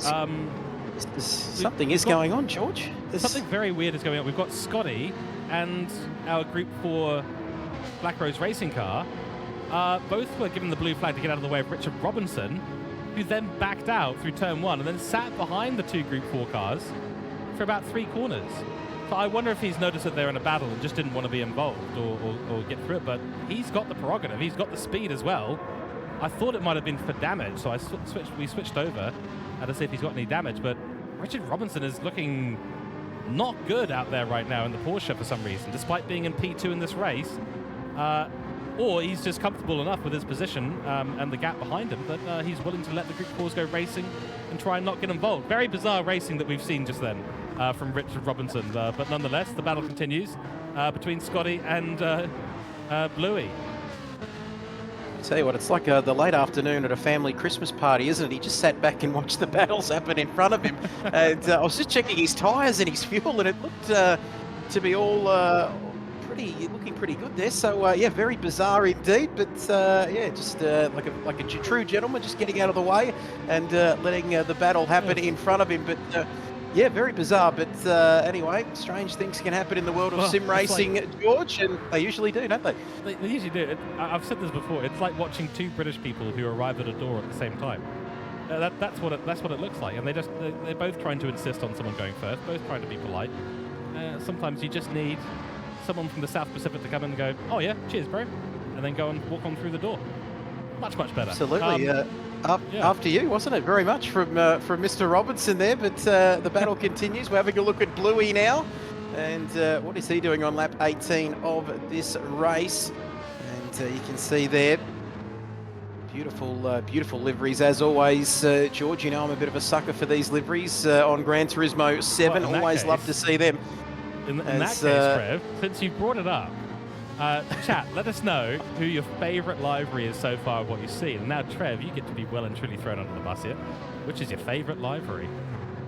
Oh, I've got to say, anything red on a Ferrari, I tell you what, it's pretty hard to knock that back. Having said that, look at that Toyota Supra, just as he gets by on that occasion on the Lamborghini. But well, can we hand out ribbons and medals all the way through the field, George? Because you have well and truly thrown me under that bus. But that Ferrari, a little bit of black on there as well. Absolutely love to see that. Lap 18 of 30 in this race, and well, I'm experiencing my worst nightmare. Both my co-commentators are Ferrari fans, and I'm a McLaren fan. So I'm absolutely in a nightmare right now. But I have to say, the Ferrari does look particularly good. Great lines on there. Love the white through it. It is a good-looking livery. I'm not, I'm not a fan of the orange Ford as well. I have to admit, anything orange, I'm definitely a big fan of. So some good liveries out there for sure. Black Rose Racing with their standard red, black, and white livery. Always a good look at there. And I do like the CP Motorsports blues and all that. Very in line with the TrackSpotTV sort of look. And of course, we'll recount a little bit of season information for you as we see a whole bunch of blue flag overtakes happening all the way around the grid now as things start to sort themselves out. On lap 19 for the Group 4 cars. This is, of course, the TrackSpotTV Manufacturer Masters, brought to you by MotorMotion E-Series with their broadcasting partner TrackSpotTV. Very proud here at TrackSpotTV to be the primary sponsor of the Manufacturer Masters, and what an exciting race format the MotorMotion guys have put on for this event. Fantastic stuff. 2 splits, 16 teams, 32 drivers, 6 rounds of pure racing action, and all these fictional circuits as well. We're going to Deep Forest next week.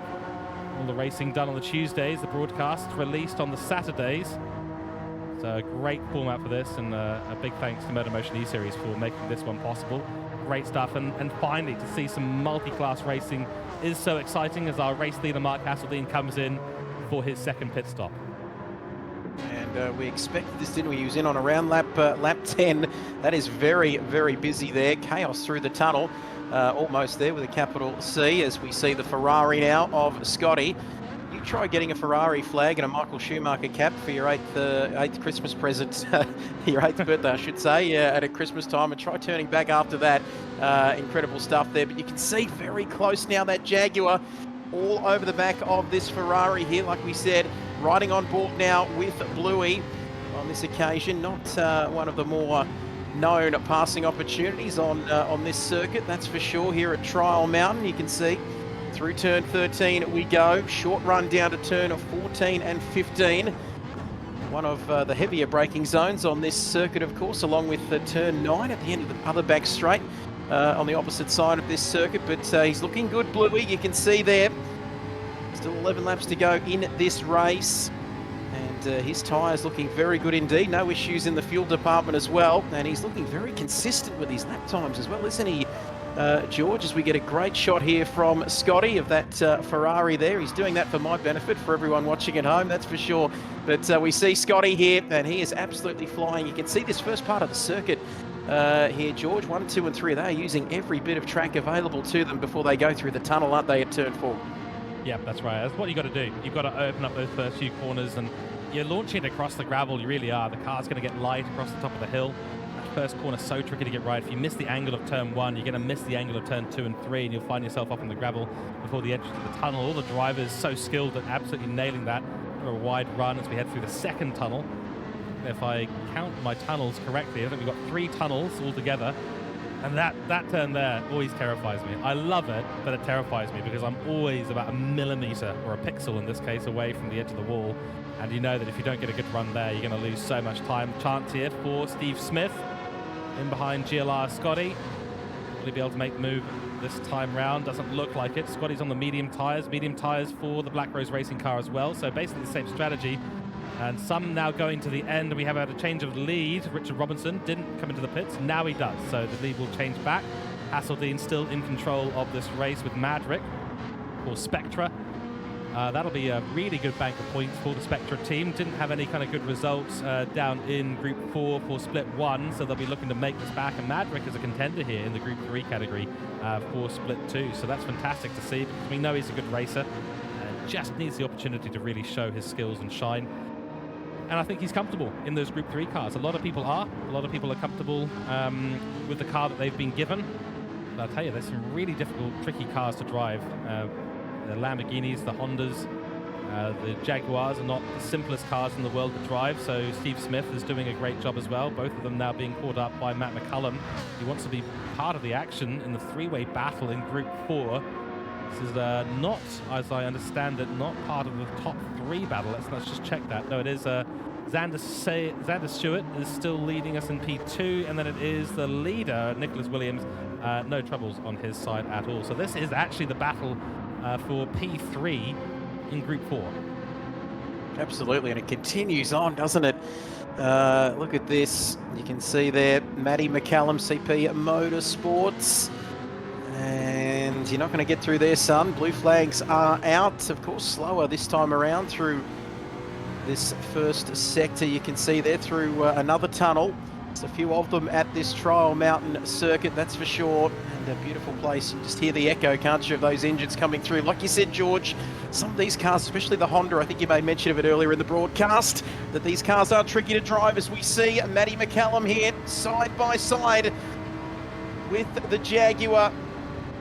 Black Rose Racing, Steve Smith. There's a lot of Steve Smiths around, but none of them are going to be racing like this here at this very point in time. As you can see, the end of that long back straight. And I reckon he's got the move as good as done there, George, on that occasion. I'm sure Bluey's going to have a few things to say about that, but that is done, signed, sealed, and delivered on that occasion. That's right. Now we've got blue flags coming up behind Richard Robinson for MotorMotion, just having done his pit stop. Where does he find himself? He's up into... No, he's well down. He's in P6, so he's gone for the 2-stop strategy there. Got a bit of traffic to navigate, which he'll be able to do successfully. He'll start to break up that 3-way battle in the top of Group 4 ever so slightly. Very awkward there for the Jaguar. Black Rose Racing lost a lot of time with Richard Robinson trying to come on through, so whatever conservative driving was there before for Richard Robinson's been certainly thrown out of the window as he makes his charge through the Group 4 category cars. Very tricky multi-class racing. Does get it done nice and easy though. Scotty able to keep out of the way, and that doesn't hamper him at all in that continued battle. Those two still going at it for the last podium position in Group 4. Richard Robinson still going for it as well. Then it's Mark Scarborough. Still needs to come in for another pit. Well, he's trying to make it to the end. 7 laps to go. Tony Griffin has actually made it back to P4, and he's good to the end. So this is a great comeback drive for Tony Griffin after under-fueling the car in his first pit stop. Only went out with 10 litres and a fresh set of tyres. Not the greatest combination of fuel and tyres ever. So he's made up for his mistakes so far. Madrick is just ahead of him. So Madrick on the racing mediums going to the end. 7 laps to go, as I said before. Fighting with Rusty. So this is a big battle for the top of Group 3. Who's going to come out on top? Looks like the Ford's going to have the inside line into the S's. Rusty Nutt's going to try and fight it. No way for him to reclaim that position. And that is Madrick up into P2. We've got some strategies coming together now at the top of the Group 3 category. We're seeing a result, aren't we, of these strategy calls earlier on in the race. 7 laps to go. And if you're playing along at home, I know you are. Big hello to you. Let me tell you, George, it is game on here for the last part of this race. Still plenty of questions remaining unanswered. And those people who have set up in the caravans around this trial mountain circuit, fictional circuit, of course, if you are new to Gran Turismo, they have the best seats in the house throughout that final part of the lap, and they did for the Madrick and Rusty battle. And Rusty maintaining P3 on this occasion. And guess what? There is Griffo. And just like me, trying to cook in the kitchen when my wife allows me, George, he's trying to make that work, and it looks like he is making that work. Griffo, isn't he? He's coming up on Rusty and Madrick at a rapid rate of knots. Certainly is. So Madrick on the racing mediums. Racing mediums for Rusty with heaps of fuel, so that Lexus may be over-fueled with 6 laps to go. Then it's Tony Griffin on the softs, but look how much he's chewed up the right side. Rusty's going for a move back on Madrick. He's got the outside line. That rapidly becomes the outside line again. So no way past there for the Lexus. Tony Griffin, this is just playing into his playbook right now, and he'll have a massive slipstream down the back of the field. Racing soft tyres, but he's using so much of them.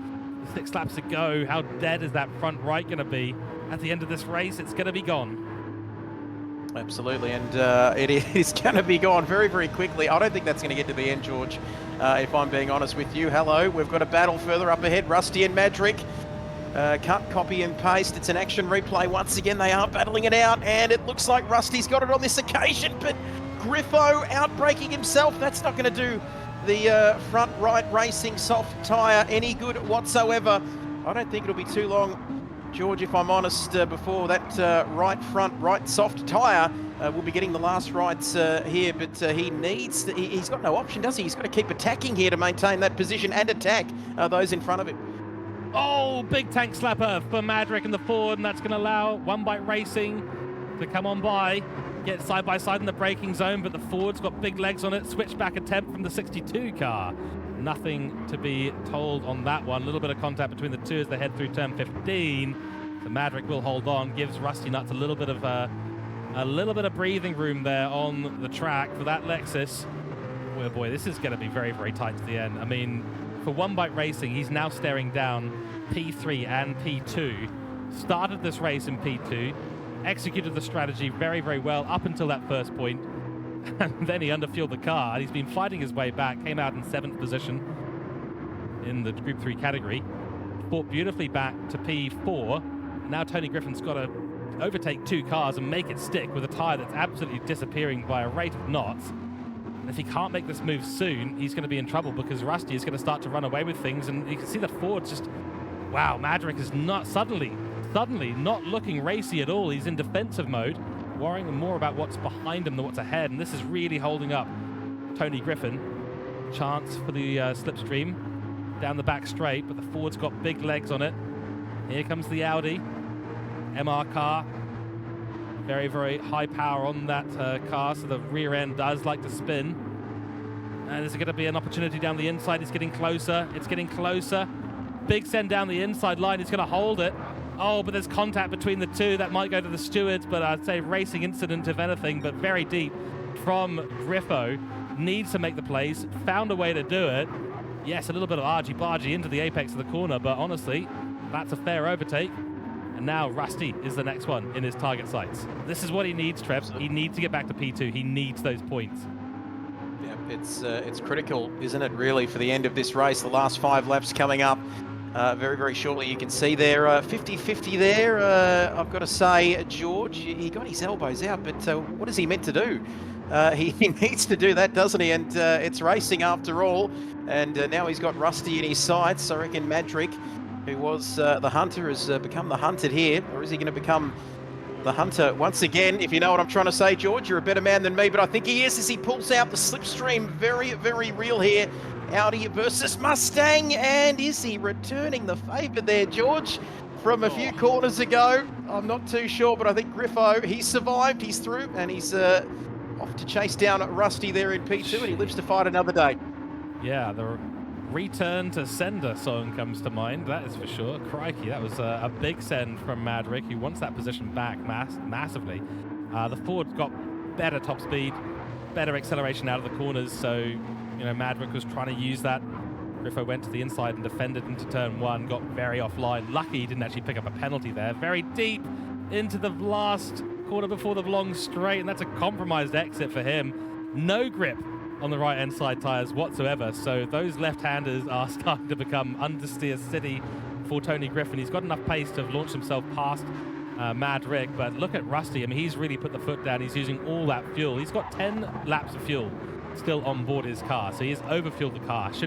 Had he not done that, he'd probably be at least a second further ahead. But at the moment, the Lexus doing incredibly well. This is a great drive from Rusty. His teammate Fly was at the bottom of the Group 4 category in Lobby 1. Not a great performance, unfortunately, for Fly. We know he's a calm, chill person, just wants to go racing and have some fun.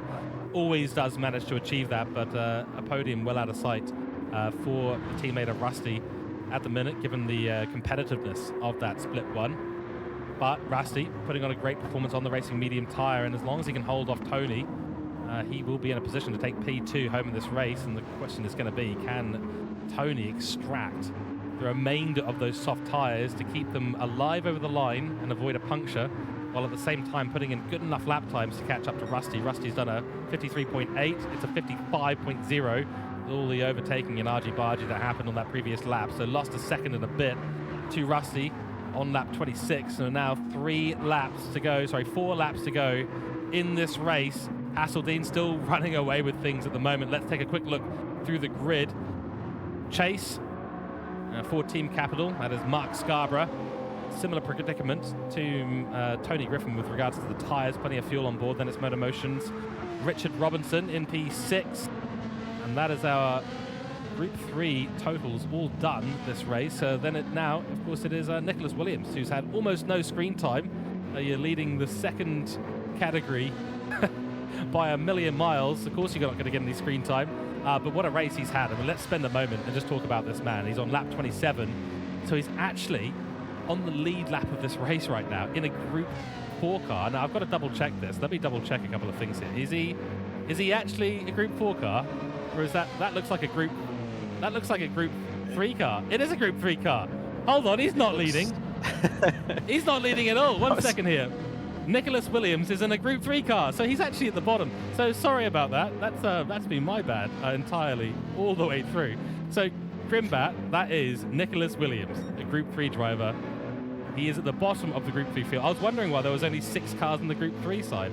There's actually 7, and that's the 7th one right there, Trev. Yeah. So we built him up, George, and he's gone from hero to zero in seconds. But I was just thinking that is an incredible effort for him. Look at the speed of this Group 4 car. He's look at the speed of it. It certainly is. I tell you what, he's especially, but he has had a terrific. Well, he got into some trouble, didn't he, earlier in the race? If you remember, way back to the opening couple of laps, wasn't he? Off the start, he had some issues, of course, which hence why George, he is where he is now in that Group 3 car. That's right. So a formal apology from myself, George Cook, for that. Nicholas Williams is in fact the Sparrow Racing driver for Mercedes in the Group 3 car. He is in last place of the Group 3 category. He has had a few issues this race, but honestly, overall, not too bad. Let's go to the leader of the Group 4 category. It is actually the 115 car. Eugen in the lead, and this is fantastic for Eugen. Matt Donetti, who is one of the quicker drivers in Split 1, had a shocker, finished 8th in the Group 3 category, but his teammate is going to be holding the flame and well and truly walking across the line with that. It is Xander Stewart. Great effort by him so far, and he's actually not that far behind is Matt McCullum. So this Group 4 category, I've got it all wrong this race, Trev. So at some point, I'm going to hang up my hat and hand it over to you. Matt McCullum, 2nd place, and it's actually a lot closer than we thought. It is, actually. It's game on once again, and you can see blue flags out there going through the tunnel. Early part of this lap. Hope you're enjoying the coverage, of course, in Split 2. What an evening's of entertainment we've had, actually. Managed to catch the Split 1 race as well. And Gridline getting the job done there, and what a masterclass that was from Gopi. But you can see here, Matt McCullum, as you said, it is closer than what we thought in the Group 4 race here. As we go back to Scotty, on this occasion, Scott Taylor, Gridline Racing there.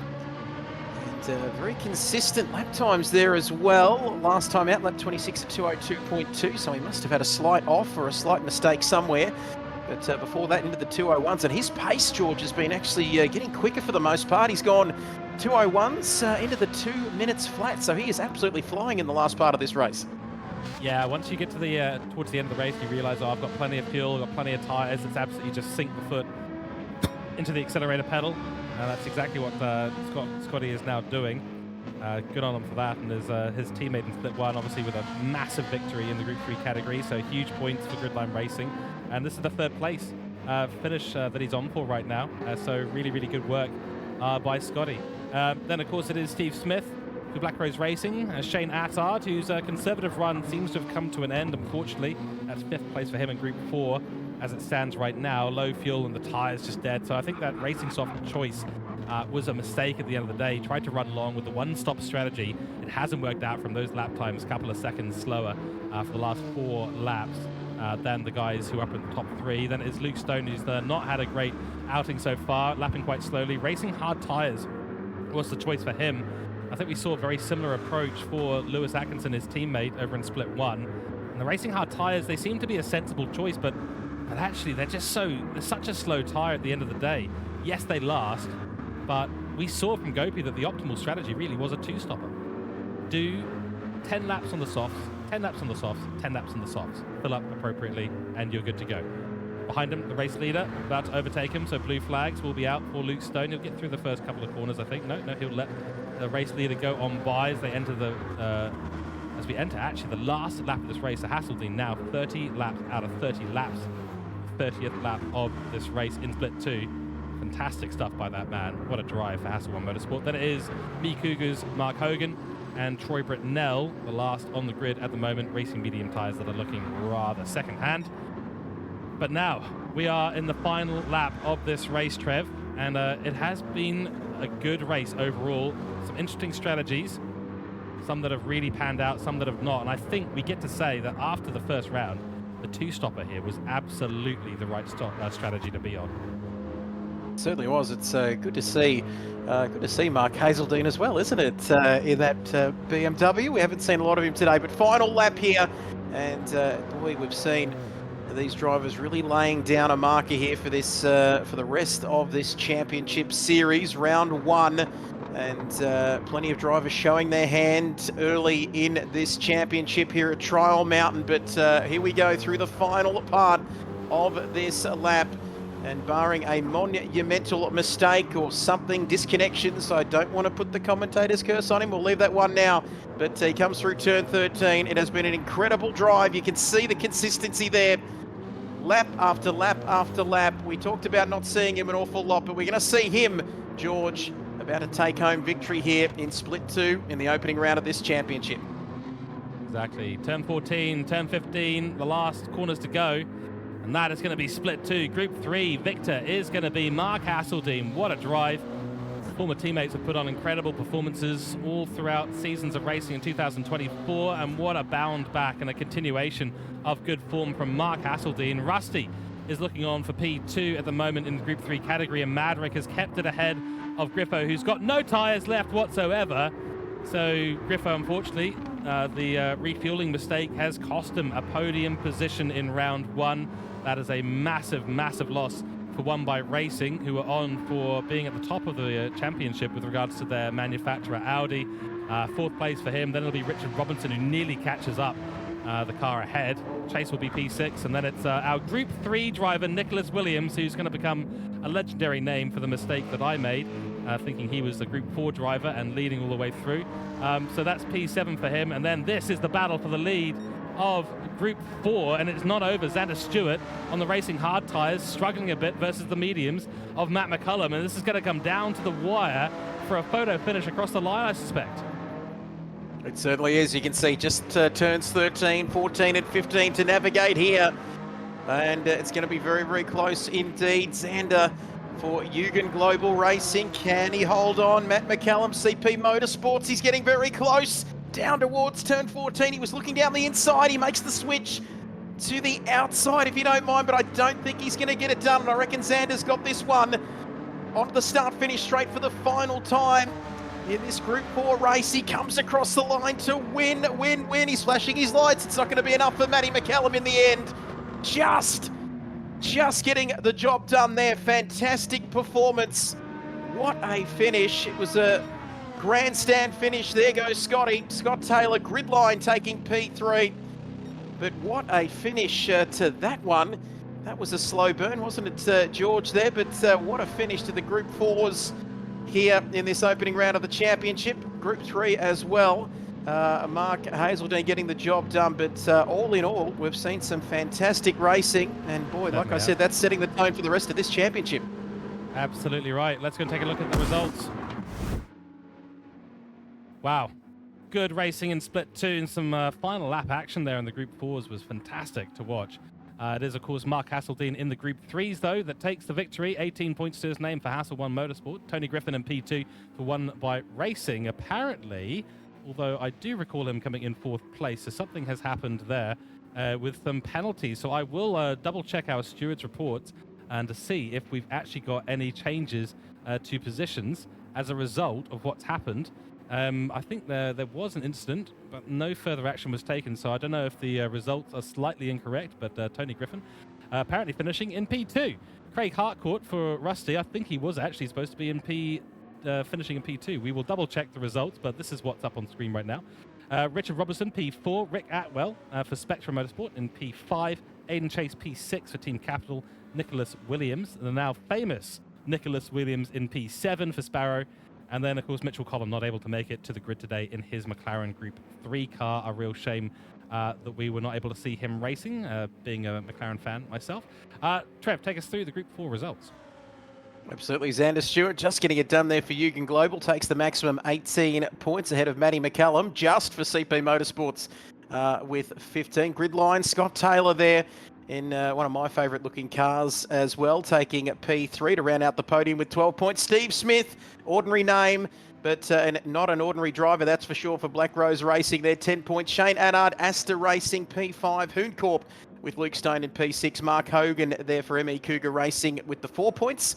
And Lightning Motorsport there, rounding out P8 with Troy Britnell coming home and, securing the 2 points there to round out the Group 4 results, George, here in round 1. Excellent. Yes, I can confirm that it was Tony Griffin finishing in P4, so that's Rusty in P2, Madrick in P3. So we've got a slight mistake on some of the stream graphics here today, but that's you shake all these issues out in round 1. That's what happens.